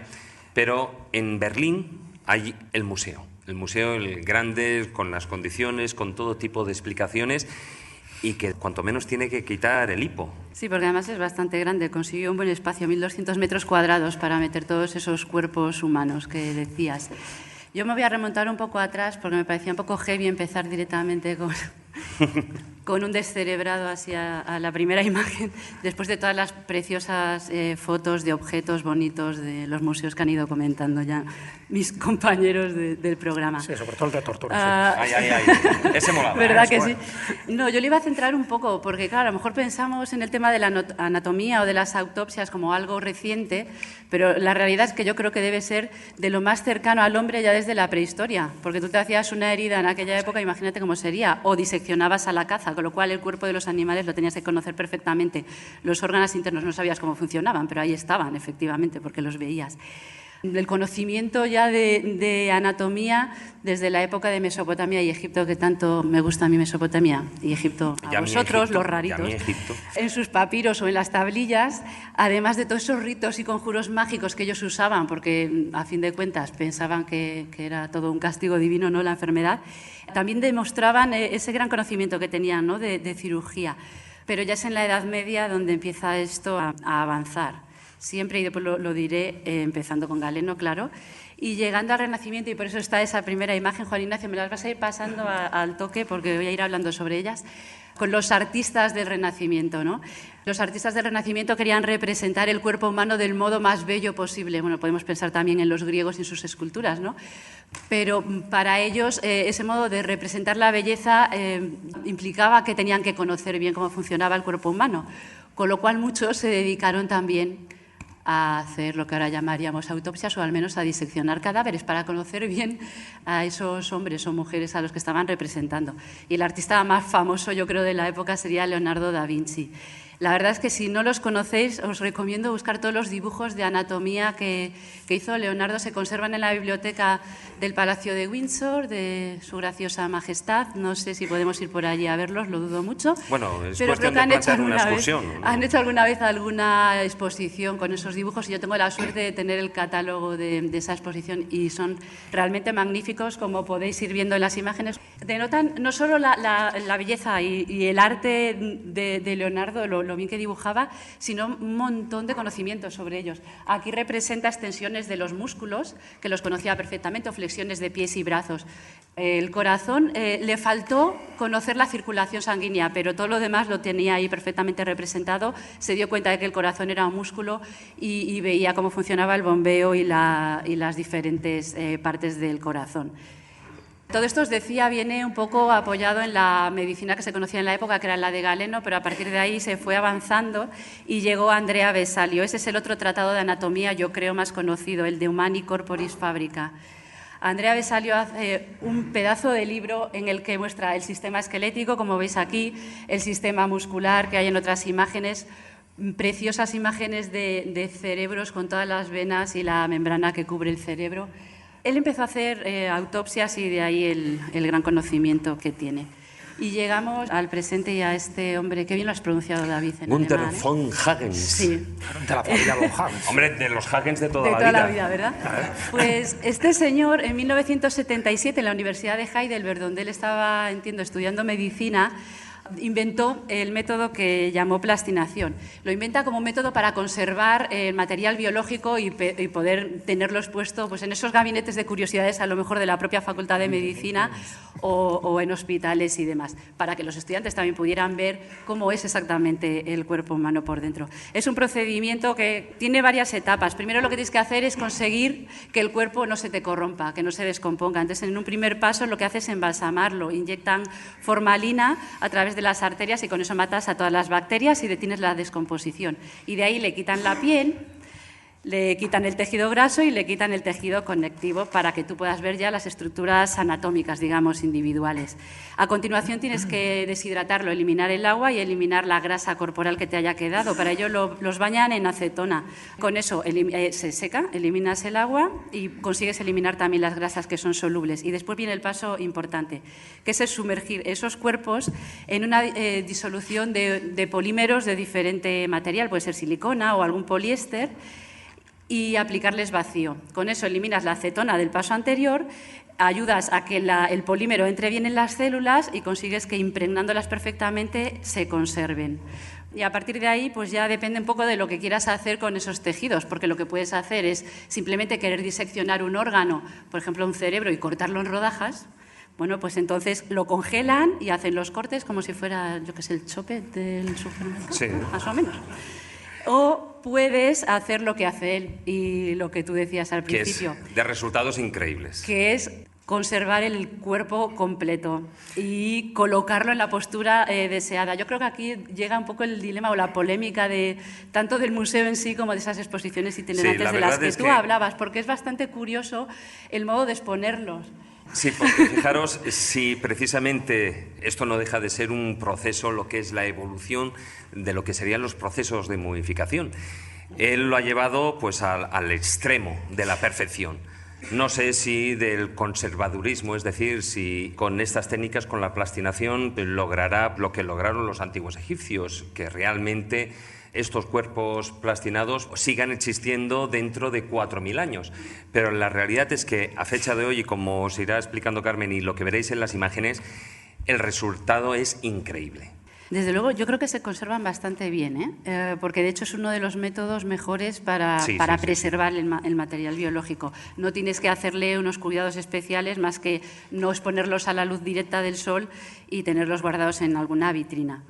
Tú ves directamente cómo es el cuerpo humano por dentro.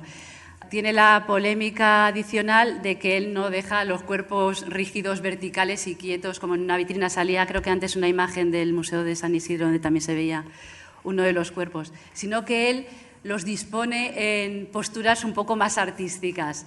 Creo que no me he traído las más artísticas de todas porque ya me parecía un paso más allá, pero tiene, si lo veis en Google, pues mesas a lo mejor con 4 ajedrez, sí hay de todo tipo. Cuerpos jugando al ajedrez, o un arquero, un cuerpo con una persona disparando un arco, parejas practicando sexo, ya se puede decir hasta ahora, ¿verdad? Sí, a estas horas. Pues hay varias, pero yo creo que lo que nos tenemos que quedar, y por lo que yo lo traía, es por esa parte, digamos, más educativa, porque me parece alucinante, y yo he visto la exposición, me parece increíble. Este material lo que te permite es incluso mantener los colores, según el polímero que uses, claro, pero mantener un poco la coloración interna del cuerpo, ahí lo ves perfectamente. La polémica que siempre ha rodeado a Günther von Hagens ha sido precisamente eso, que se trata de cuerpos humanos reales, de personas que han donado su cuerpo en un momento determinado.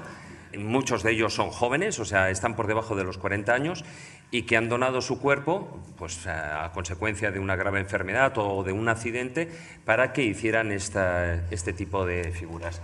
Es que esto se explica solo, yo creo que ya no necesito hablar más. Yo recomiendo la exposición, de verdad, porque aprendes un montón. Las hay, yo he visto la figura en el que es, por ejemplo, un jugador de baloncesto, ¿no? Y es increíble. Sí, que está como volando en el aire, tirando la pelota. Bueno, es alucinante.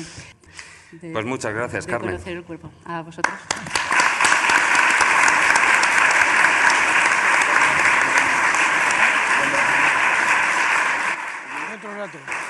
Y desde esta polémica de lo que pueden ser de las autopsias de muñecos hasta ese museo de la plastinación de Günther von Hagens, hay otros museos que van en esta misma línea, aunque posiblemente desde un punto de vista no tan educativo, pero sí de la investigación.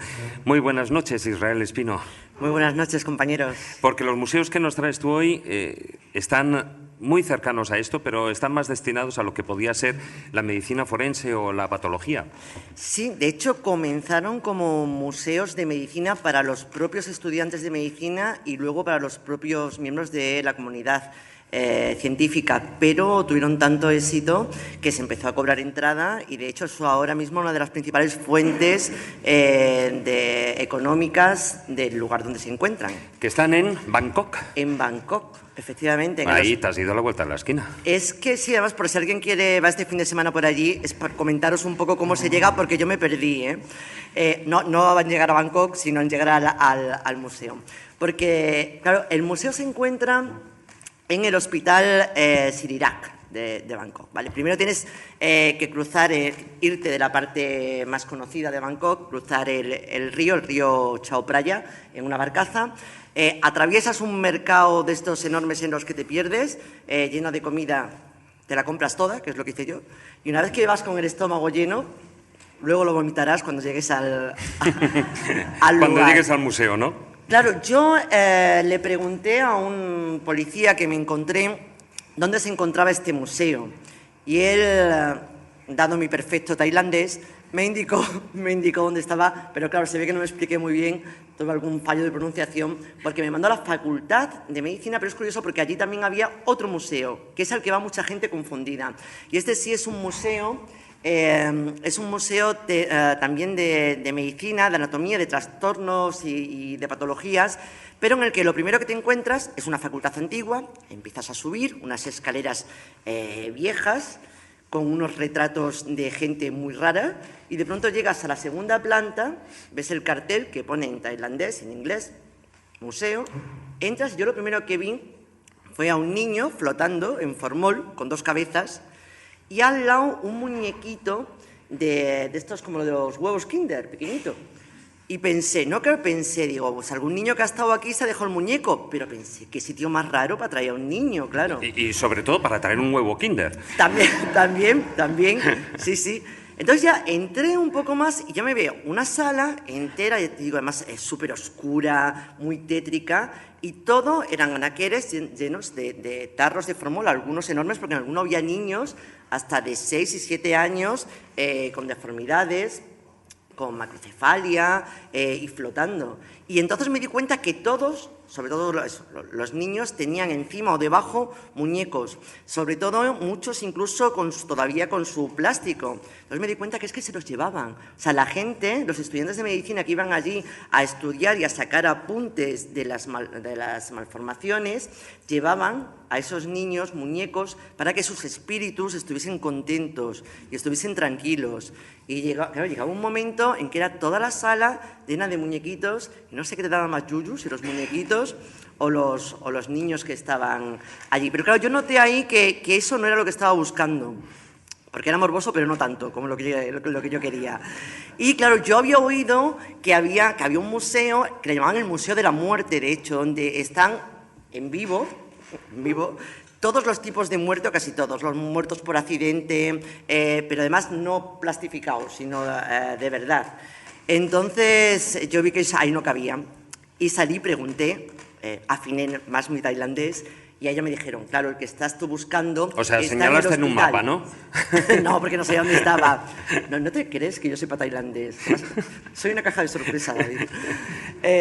Entonces ya me indicaron que era en el mismo museo, y ahí ya sí. Ahí tienen un pedazo de museo. De hecho, el Museo de Medicina del hospital son varios museos en uno. Está el Museo de Anatomía, el Museo de Trastornos Congénitos, el Museo Forense, el Museo de Patología, el Museo de Medicina Tradicional Tailandesa y el de Toxicología.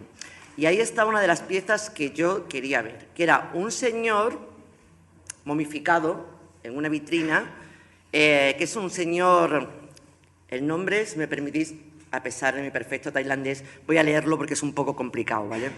Se llama Seo Siaengun.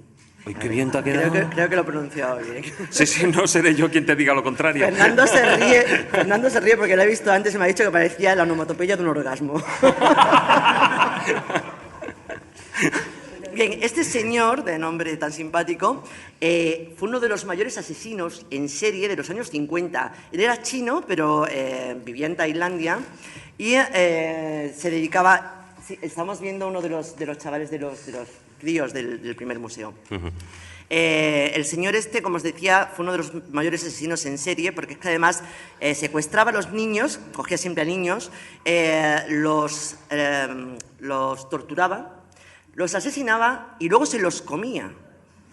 Cuando consiguieron cogerlo, después de haberse zampado a media Tailandia, cuando por fin lo cogieron, decidieron que no haya castigo suficiente, aparte de matarlo, que por lo menos que su cuerpo sirviese para que los alumnos de medicina pudiesen aprender. Entonces lo momificaron y allí está. Pero lo curioso es que en la vitrina de al lado, que ahí no tenían culpa de nada, están también, para que los estudien, los huesos de los niños que se comió, con las señales, con las marcas de los dientes. No es lo peor que hay, ¿eh? Sí, bueno, tienen un humor muy particular por lo que veo en Bangkok. Sí, bueno, y lo cierto es que, como te decía, es uno de los museos más visitados, no por los turistas, porque no es muy conocido, pero la gente de Tailandia va mucho. Hay que tener mucho estómago, porque yo lo tengo y salí mareada de allí, porque, como os digo, también se ven, o sea, podemos ver órganos masacrados, brutales asesinatos, se ven a mujeres. A esta señora le dieron 58 puñaladas, se pueden contar. Bueno, sí, eso me recuerda a mí a algún otro museo, como por ejemplo el de momias de Guanajuato, que está en esa línea, ¿no? Ahí hasta con su historia, nombre y apellidos, historia particular.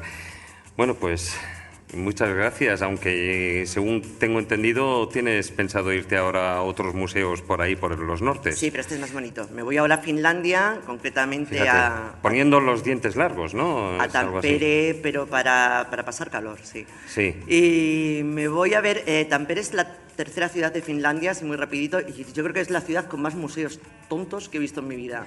Porque, no, con permiso del museo de los... ¿Cómo era? El museo de las tonterías.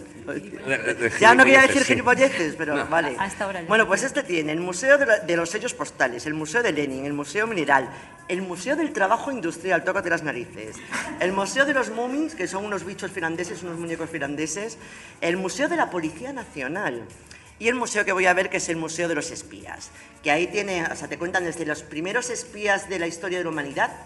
Supongo que sería Abel mirando de reojo a Caín, o sea, Caín mirando de reojo a Abel, claro, a ver por dónde andaba. Hasta te explican el mundo de los agentes dobles, puedes experimentar, te dejan abrir en cuánto tiempo puedes abrir una caja fuerte. Y hay un premio, si no recuerdo mal. Hay un premio, efectivamente, si consigues abrirla en un tiempo determinado. Sobre todo voy porque, a pesar de que domino muy bien el finlandés, como bien sabéis... Sí, también. También lo hablas en privado, ¿no? Por supuesto, en la intimidad. Pero voy principalmente porque sé que ahí sí que dan un libreto en castellano y tengo una curiosidad. Quiero saber si en ese museo de los espías aparece uno de los principales espías españoles. ¿Sabéis quién es? Anacleto, agente secreto. Muchas gracias, Israel.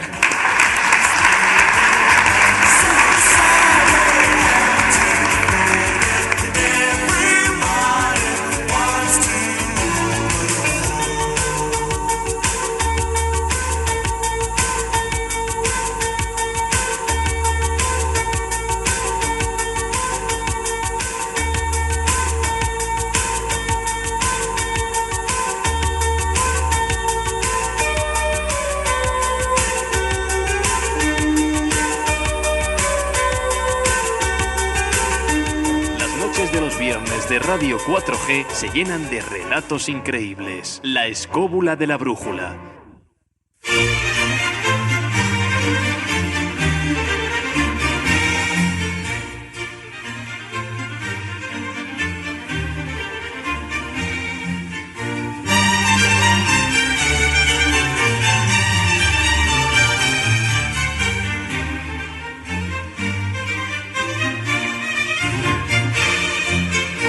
Bueno, y seguimos aquí el programa en directo, La Escóbula de la Brújula, desde el Salón de Actos Severiano Ballesteros de la Casa de Cantabria. Y por esta música, pues os podéis imaginar que es el turno de Maese Juan Ignacio, porque además hoy nos trae un museo curioso, el Museo de Instrumentos Musicales y Campanas. Y campanas, que además, si no me equivoco, estuvimos visitando hace poco. Ambos, están separados ambos, porque uno está dentro del Museo de Antropología, montado por el antropólogo español quizá más importante, que sea Joaquín Díaz, que junto con Agapito Marrazuela y otros distintos tratadistas y tal, pues han ido creando, digamos, el estudio de lo que fue nuestro pasado a nivel musical, a nivel poético, a nivel de dichos, ripios. Es importante también el Museo de los Pliegos de Cordel de Urueña, porque la fundación de Joaquín Díaz está en Urueña, que es en la provincia de Valladolid. Y seré breve porque en un museo de instrumentos musicales lo que vamos a encontrar pues son instrumentos evidentemente recogidos por ahí raros, como este del Gusli de Novgorod, un rabab afgano, una gaita serrana hecha de por aquí, hecha con un cuerno, un sagrasinian que parece como un rabel, un sasando que vaya usted a saber cómo suena eso, una esquila que tampoco hay que extenderse mucho, una mandolina napolitana y evidentemente el Museo de las Campanas, que está en un edificio anejo donde te explican el proceso de construcción de las campanas, de por qué se agrietan, de por qué no se agrietan, de por qué suenan, los toques de campanas. Se hace referencia a los campaneros, que todavía existen muchísimos campaneros en España, aunque parezca mentira. Algunos importantes como Francesc Xop i Balló, que está en la Comunidad Valenciana, que es el jefe de, digamos, de la Asociación Española de Campaneros. Y bueno, como estos museos es mejor verlos que contar lo que hay, pues casi que vais a Urueña, disfrutáis de uno de los pueblos más bonitos posiblemente de Castilla y además veis por lo que hay allí. Así que, y como nos queda poco tiempo, yo voy a proceder a traer algunas muestras de algunas cosas que se pueden encontrar en un museo como este. Se está refiriendo al centro etnográfico de Joaquín Va a hacer Díaz, lo que le gusta ahora, Se ve. Os podéis imaginar, bueno, vosotros lo estáis viendo, los oyentes... se lo están imaginando. Se lo están imaginando, que Maese, guitarra en ristre, instrumentos en ristre, cables, micrófono, pues preparándose para la cuestión. sí es cierto que además cuanto menos tienen ahí en Urueña unos instrumentos muy curiosos, además de principios de... Bueno. Ahí estamos, directamente.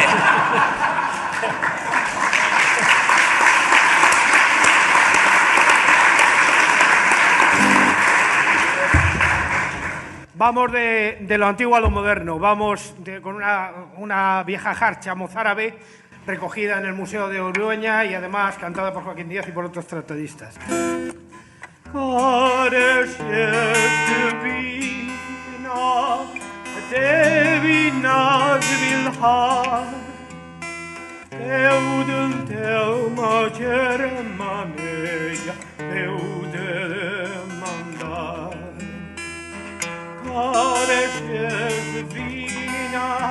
Porque un sol va minima all'aigretti del morami o de tu finirà ai se mi corazón de mí arrase lo tornará mandalme todo el Javier enfermo con sanará.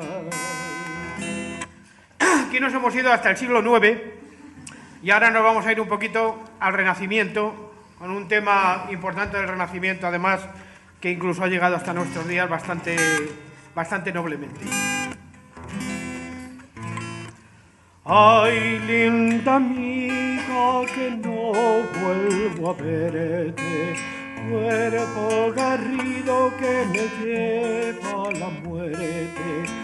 Ay, amor sin pena, pena sin dolor, y dolor tan agudo como el del amor, y dolor tan agudo como el del amor.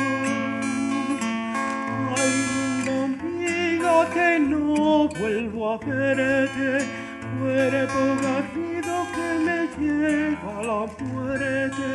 Levánteme, madre, al salir el sol, voy por los campos verdes a buscar mi amor. Fui por los campos verdes a buscar mi amor. No aplaudáis, qué feo. Bien. Y para terminar, creo que nos merecemos incluir una de las canciones que pronto pasarán a la antropología de nuestro país también, si no ha pasado ya.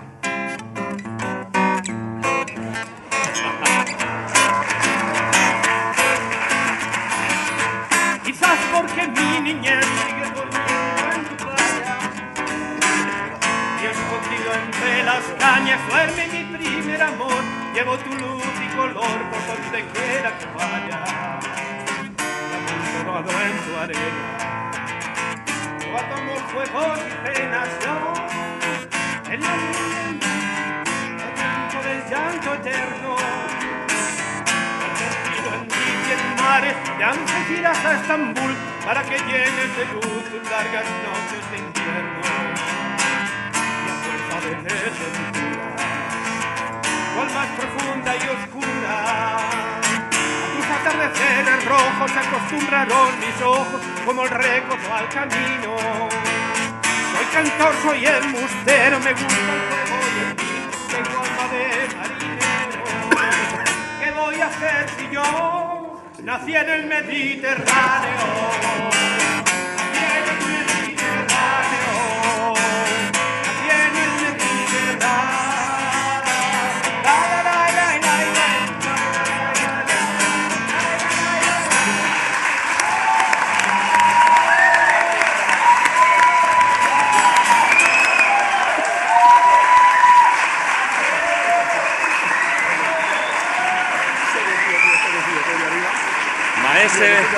Maese Juan Ignacio, genio y figura, por supuesto. Gracias. Da igual el tema que tratemos, que Maese canta una canción.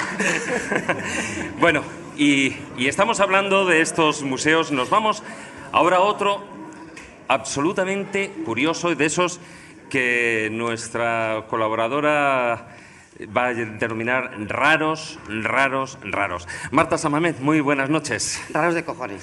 Bueno, ¿Qué ibas a decir? ¿No te has cortado? No, lo de... que te has cortado. Eso era de otro Pues sí. programa. Porque... ¿Me se escucha? ¿Me se escucha? Hombre, yo creo, alto y claro, alto y claro. Porque Es rarísimo. nos vamos a un pueblo perdido por ahí, por el Moncayo, Trasmoz. Moncayo. Un pueblo maldito, además, supuesto. Sí, mira, según las Lorenzo, leyendas.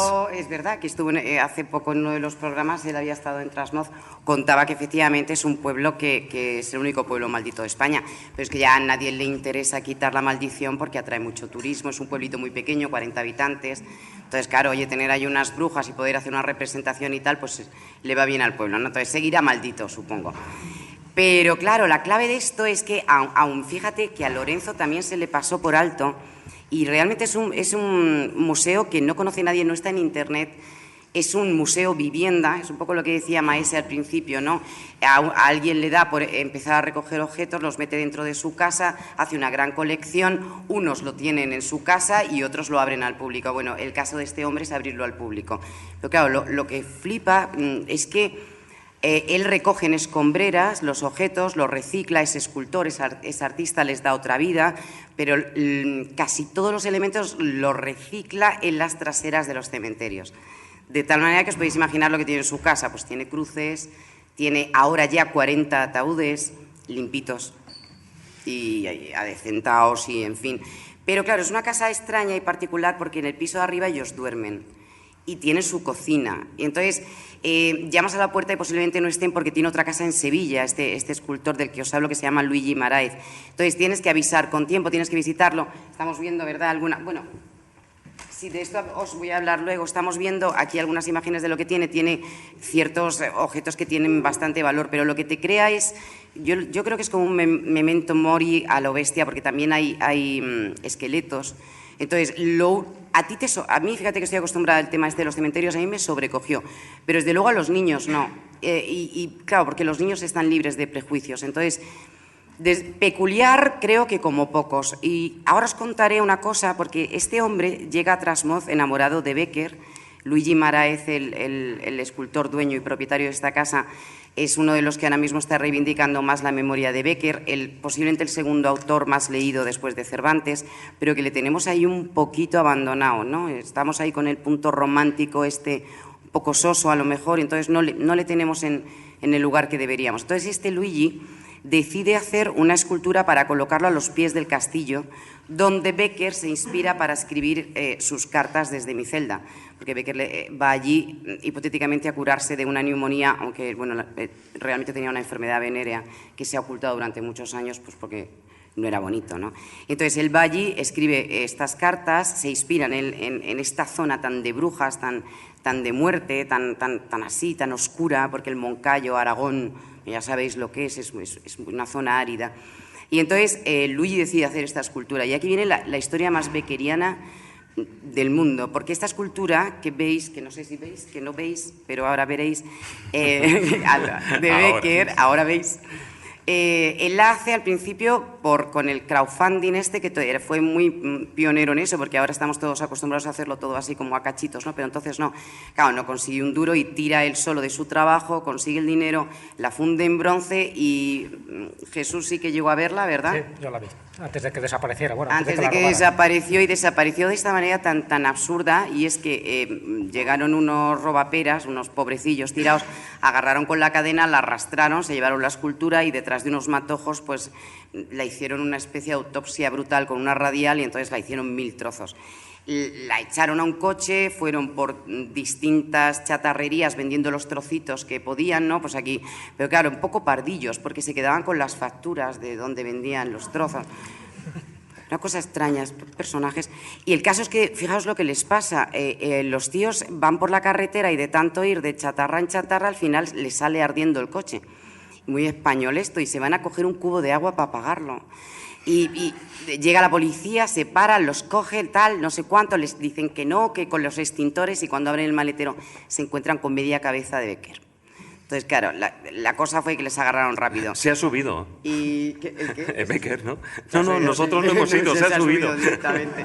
Pero es que además se llevaron todo el cobre que había. Y entonces, se lo contaba antes en la comida a Carlos, que él ya ha conseguido rehacer otra vez la escultura, que no sé si sabéis un poco, pero las fundiciones cuando pierdes toda la cera y te la destrozan. Entonces, ha rehecho el molde, son como unos 20.000 euros aproximadamente, volver otra vez a fundirla y volver a colocarla en el lugar. Pero es que lo más triste es que los trozos están todos realmente localizados y se podrían volver a fundir y con eso volver a hacer la escultura, pero es que los trozos están en la trastienda del bar del pueblo.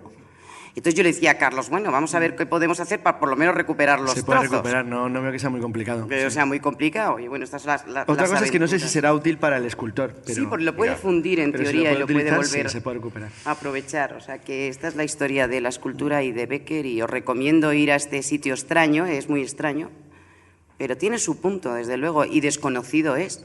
Y hubo un museo de la brujería que ha desaparecido ya, por desgracia. Pero sí es que ese pueblo es muy raro, porque pusieron 4 monigotes ahí mal puestos, unas brujas que no eran brujas, entonces, claro, no lo mantienen. No ahora sí, ahora de ya ser uno de creo los que... pueblos de las brujas, aparte de esa maldición que tú comentaste una vez, es un pueblo de las brujas y solo hay media docena de pueblos de brujas aquí en España, pero los demás sí que le están sacando partido, por ejemplo, como Daimiel, por ejemplo, que ahí sí que hacen fiestas anuales relacionadas con las brujas. Parece que Trasmoz no saca provecho de ese pasado. No, porque es una zona, de la ya te digo, Casca, árida, y la gente también es Aragón. Es que es otra cosa Aragón. Bueno, pues muchas gracias, Marta, por traernos este museo. Gracias.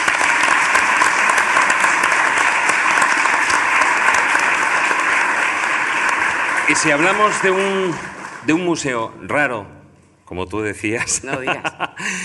Es el que nos trae Jesús a continuación. Es un museo para estar absolutamente libre de prejuicios, al menos cuando se visita. El Museo del Pene. Sí, bueno, es un museo que es la polla, con perdón. Sí, perdón. Y no estamos hablando de la polla de agua, ¿no? Del pájaro. No, está claro que no. No, ni de un sorteo también que hay. Cuando vas a Sudamérica... La del presidente, ¿no? Sí. Te toca la polla y se está refiriendo a un sorteo. O sea, que de verdad que el lenguaje español es bastante variopinto. En este caso, fíjate, nos estamos refiriendo a un museo falológico. El único museo que yo sepa dedicado al miembro viril. Pero al miembro viril no exactamente de humanos, sino más bien de animales marinos y terrestres. ¿Cómo surge la idea? Pues bueno, en el año 1974, un profesor de historia de la Universidad de Reykjavik, estamos hablando de Islandia, pues le regalan una cosa bastante curiosa, y lo que le regalan es un látigo fabricado con un pene de toro, imaginaros. Un látigo bien hecho ahí. Y entonces él, que lo encuentra como una rareza en el año 74, bueno, lo esconde en su casa y poco a poco se va dando cuenta de que toda esta falolocracia alrededor del pene, pues tiene más interés de lo que él se imaginaba. Era un tema, vamos a llamarlo así, excitante, nunca mejor dicho.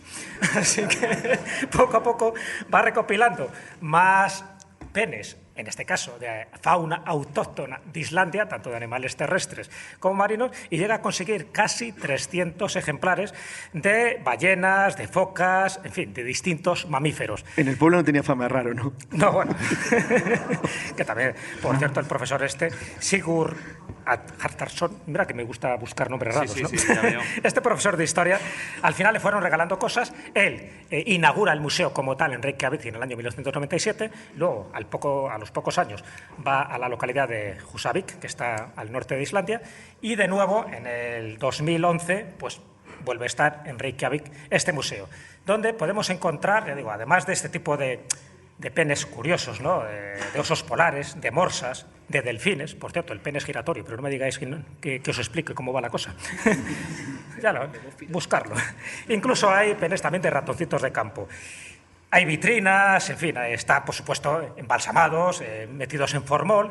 Hay una lámpara hecha de testículos. Bueno, la lámpara es de cojones. De verdad, no estoy diciendo ningún saco. Yo creo que es fea. Es fea y con pelillos. Bueno, me preguntaréis, y con esto termino. Estoy hablando de ciertos animales de la fauna autóctona. Hay de muchos más, no solo de Islandia, pero también hay penes humanos. Bueno, el Rasputín no está. El Rasputín está en un museo de San Petersburgo. Por cierto, ya sabéis que es flácido, no está metido en formol, no tiene mucha longitud y aún así mide 28 centímetros. ¿Cómo sería en vida y cómo sería en pleno funcionamiento? Pero fijaros un poco el dato. Ahora mismo sí que hay penes humanos porque hay voluntarios que han donado póstumamente, me imagino, este tipo de penes. Uno de ellos, es importante ese detalle. Sí, porque, bueno, en fin, los castratis se lo hacían en vida y luego servía Si para quieres cantar. mejorar tu voz en el canto.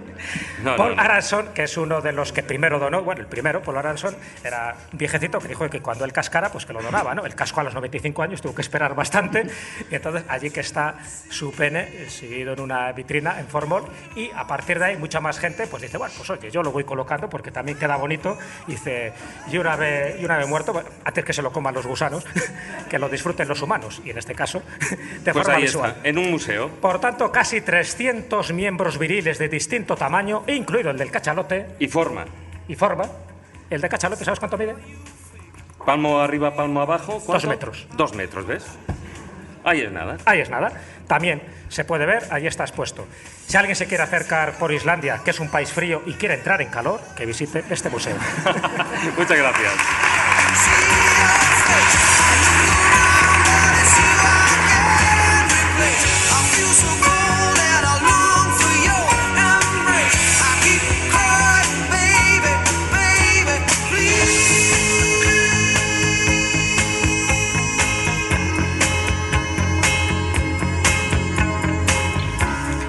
Y bueno, pues del museo, como me gusta más esto, falológico.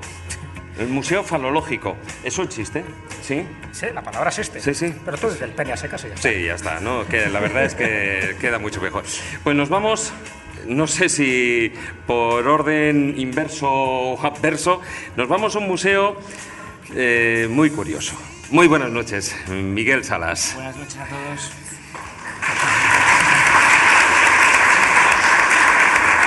Porque hasta ahora hemos estado viendo museos de objetos, pues de tortura, de penes, de brujería, de etcétera, etcétera. Pero, ¿qué hacéis cuando tenéis un desengaño amoroso? Pues de repente hay alguien que se le ha ocurrido la ilustre idea de hacer un museo de las relaciones rotas. Explícame eso. Tiene mérito después del programita que llevamos traer el museo más triste de todos, ¿no? Es el museo de las relaciones rotas. Cuando uno se rompe una relación, pues casi prefiere que lo torturen en esos potros horrorosos, ¿no? Que estar pasando esa mala racha, ¿no? Ese mal momento. Pues bueno, es un premio además pues que tiene mucho prestigio, ha ganado es un museo, perdón, ha ganado el premio Kenneth Hudson, el museo más innovador de Europa, y está en Zagreb, en Croacia, en un palacio barroco maravilloso cerquita del centro. Bueno, todo esto comenzó, la historia del museo es que comenzó como una exposición itinerante que recorrió un montonazo de ciudades, pues tan dispares como Colonia, San Francisco, Taipei en el 2014, México, Houston, Helsinki, Manila, y al final ha encontrado una sede estable pues en Zagreb, donde ya hemos dicho, ¿no? ¿Cuál es la intención de este museo? Pues es una intención muy curiosa. Se dieron cuenta los dos, el caballero y la señorita que lo fundaron, que son antropólogos, se dieron cuenta de que hay un montón de cosas que están ritualizadas en nuestra vida, ¿no? Pues el matrimonio, la muerte, pero sin embargo las rupturas amorosas no tenemos maneras de ritualizarlas, ¿no? Y entonces dijeron, pues vamos a crear un museo al que la gente pueda aportar piezas que representen sus propias rupturas amorosas y crear pues una exposición orgánica que crece exponencialmente, ¿no? Y como se está volviendo muy famoso, están recibiendo muchas piezas. Oye, una pregunta, cuanto menos pensando también en relaciones rotas, yo imagino que recibirán también hasta cartas de todo tipo y no todas las piezas que recibirán serán muy agradables. Pues no, efectivamente hay objetos de lo más dispar, como os podéis imaginar, porque claro, el objeto que se envía es el que representa la ruptura para la persona que lo envía. Hay cosas tan absurdas, pues por ejemplo, bueno, una muy evidente, ¿no? Ropa interior de la expareja. Hay también pues un viejo móvil en el que había mensajes para otra. Hay, por ejemplo, un enano de jardín que presenció la discusión que durante una barbacoa finiquitó la relación. Y el enano se quedó de piedra. Hay un vestido de novia o de cuasi novia, porque la mujer pobre no llegó a utilizarlo. Hay peluches, obviamente, con frases amorosas que jamás se cumplieron. Hay un unicornio de cristal, que es inexistente, ¿no? Como el amor eterno. ¿Cómo que es inexistente? Ya te has fastidiado. Me refiero a los de cristal, ¿no? Obviamente los unicornios de carne y hueso existen. ¿Ah, sí? Claro. Hay, por ejemplo, unas esposas de peluche rosa, que no fueron suficientes para mantener las ligaduras del amor. Incluso hay un hacha de un ex, que es un juego de palabras, que en inglés que se llama, el objeto se llama an ex-axe, ¿no? que afortunadamente no se empleó para cortar la relación. Entonces, ni ninguna otra cosa. Ni ninguna otra cosa, que se sepa. Porque el hacha por lo menos la limpiaron después del crimen. Cuéntalo de calzoncillo. Efectivamente, lo interesante es que cada uno de los objetos tiene un texto que lo acompaña, que es un texto que ha escrito la persona que ha sufrido la ruptura. Y tenemos, por ejemplo, el texto que acompaña una caja hecha de cerillas. Dice: Blado me la hizo tras la boda, cuando estaba en el ejército. Tras 18 años de matrimonio, me dejó por otra mujer. Nos divorciamos oficialmente tras nuestro 25º aniversario de boda. Decidí sorprenderle por el aniversario. Encargué una tarta con el número 25 escrito en ella. El pastelero la cortó en 2 mitades y le mandé la mitad que llevaba el número 25 escrito. Nuestros hijos celebraron nuestro aniversario conmigo primero y luego con su padre. Él y su novia se quedaron muy sorprendidos cuando vieron la tarta, pero se la comieron de todos modos. La tarta se acabó y nuestro matrimonio también, pero todavía tengo la caja de cerillas, 2 hijos y muchos recuerdos, ¿no? Entonces, ese es el tono de los textos. Por ejemplo, otro de los objetos es un router, y dice simplemente: lo intentamos, no éramos compatibles. ¿No? Fantástico, es casi micropoesía, ¿no? Y el de los calzoncillos, que es fabuloso, es un slip masculino que dice: de talla pequeña, aunque no me importaba. Bien, no solo eso, sino que es un museo comprometido, porque fijaos qué exposición más interesante. Desde el 20 de enero de este año hasta el 20 de julio, todavía estamos a tiempo de verla, acoge una exposición sobre refugiados organizada por la Cruz Roja de Croacia. En ella se cuentan 13 historias de refugiados sirios, iraquíes, nigerianos, somalíes que residen en Croacia. Y cada objeto nos cuenta una historia de amor rota por la necesidad del refugio político a través de un objeto que la simboliza, ¿no? Y además hay una cafetería y una tienda en la que se venden cosas maravillosas. Por ejemplo, unas camisetas en las que se lee I love breakups, ¿no? Amo las rupturas. Unos marcadores de libros fascinantes que dicen pasapágina. Unas fundas de matrimonio, de almohada de matrimonio, que tienen una cremallera en el medio que se pueden deshacer y convertir en 2 fundas distintas en caso de separación, ¿no? Y por supuesto, chocolate. Así que si alguien quiere veranear en uno de los países que están más de moda ahora mismo, con unas costas maravillosas, y visitar Zagreb, que es una ciudad estupenda, pues se puede acercar al Museo de las Rupturas Amorosas y colaborar con alguna pieza emblemática de las últimas rupturillas que hayáis tenido y mandarle una postal, por supuesto horrorosa, a vuestro ex para que lo recuerde para siempre.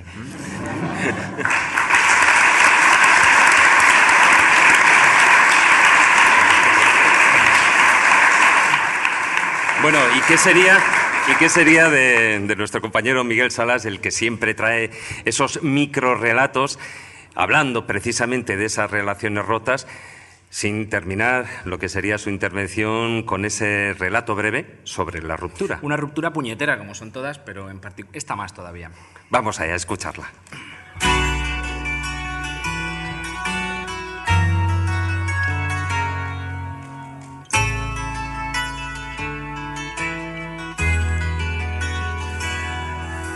A Leo le extrañó ver entrar a su ex en la cafetería. De novios, nunca había venido a verle en horas de trabajo, y la cosa no acabó exactamente bien cuando 2 días antes ella descubrió lo de Bea.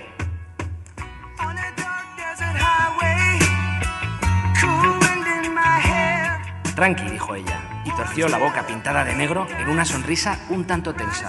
Vengo en son de paz.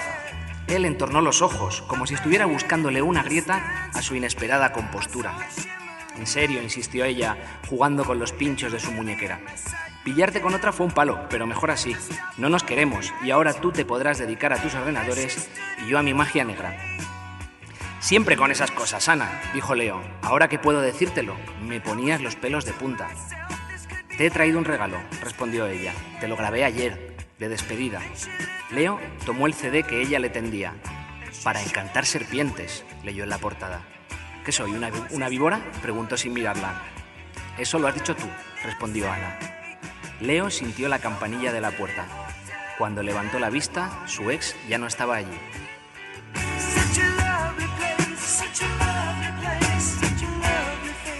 La intriga le duró todo el día.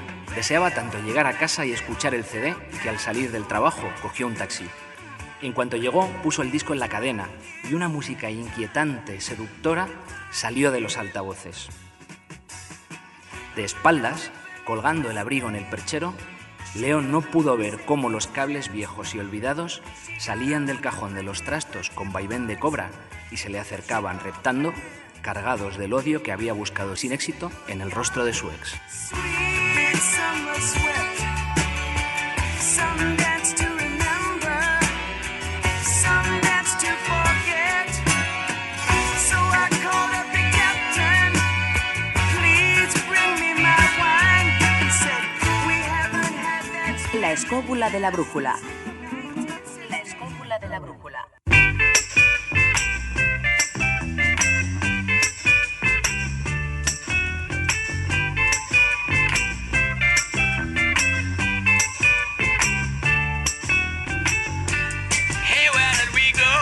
Miguel, la verdad es que, bueno, yo no sé si sería víbora, pero magia, lo de la magia negra lo entendía, ¿no? Sí, es bueno que estas grabaciones de antologías de CDs hayan pasado de moda ahora con el Spotify, ¿no? Pero eran peligrosas, ¿eh? Vamos a terminar aquí el programa y voy a ir despidiendo a cada uno de los colaboradores que hoy han tenido la amabilidad de acercarse hasta Madrid. Algunos porque ya vivían cerca de aquí, pero otros la verdad es que han venido desde, ya lo sabéis, de diferentes lugares de toda la península. Marta Samamed, muy buenas noches y gracias por estar aquí.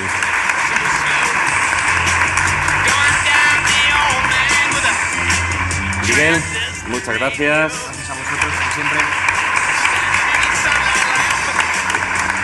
Carmen Fernández, muy buenas noches, gracias. Gracias a todos por haber venido al programa. Manuel Berrocal, muy buenas noches, caballero. Muy buenas noches a todos y gracias por venir. Israel Espino, muy buenas noches. Muy buen verano a todos, gracias. Fernando López del Oso. Muchas gracias por estar toda la temporada.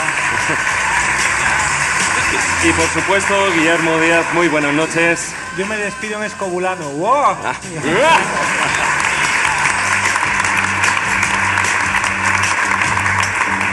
Bueno, maese, hasta aquí hemos terminado ya la temporada. Yo le voy a hacer los coros a Guillermo.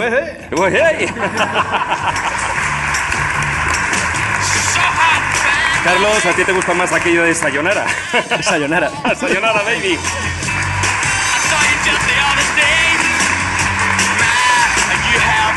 El director, don Jesús Callejo. Muchas gracias, queridos amigos, por esta magnífica temporada. Os esperamos en la próxima. Gracias.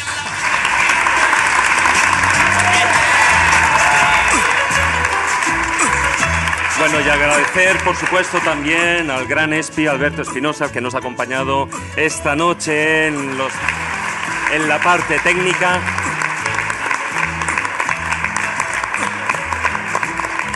Y, por supuesto, a todos vosotros, queridos escobuleros, agradeceros vuestra presencia en este auditorio de la Casa de Cantabria en Madrid y vuestra fidelidad con el programa, sobre todo en esta cuarta temporada que finalizamos, en la que no solo nos habéis acompañado en los diferentes programas en vivo o compartiendo viajes y aventuras en las rutas que hemos preparado, sino que además, para nuestra sorpresa, hemos batido récords de descargas.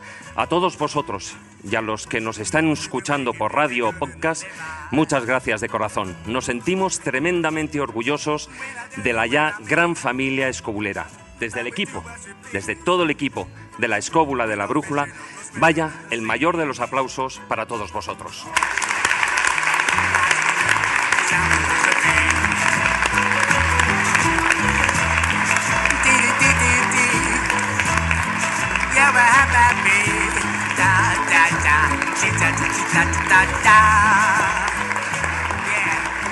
Terminamos aquí, lo hacemos con una doble recomendación para estas semanas de vacaciones. En primer lugar, si os habéis perdido alguno de los programas, os recuerdo que en nuestra página web, laescobula.com, o en nuestros canales de iVoox o iTunes, podéis descargaros todas las ediciones de esta temporada, al igual que de las anteriores.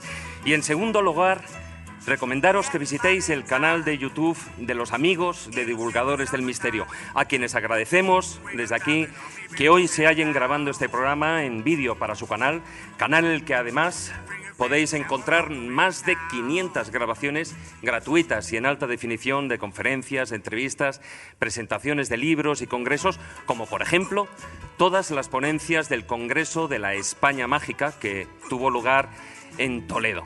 Una magnífica y ardua labor que divulgadores del misterio vienen realizando desde hace más de 3 años.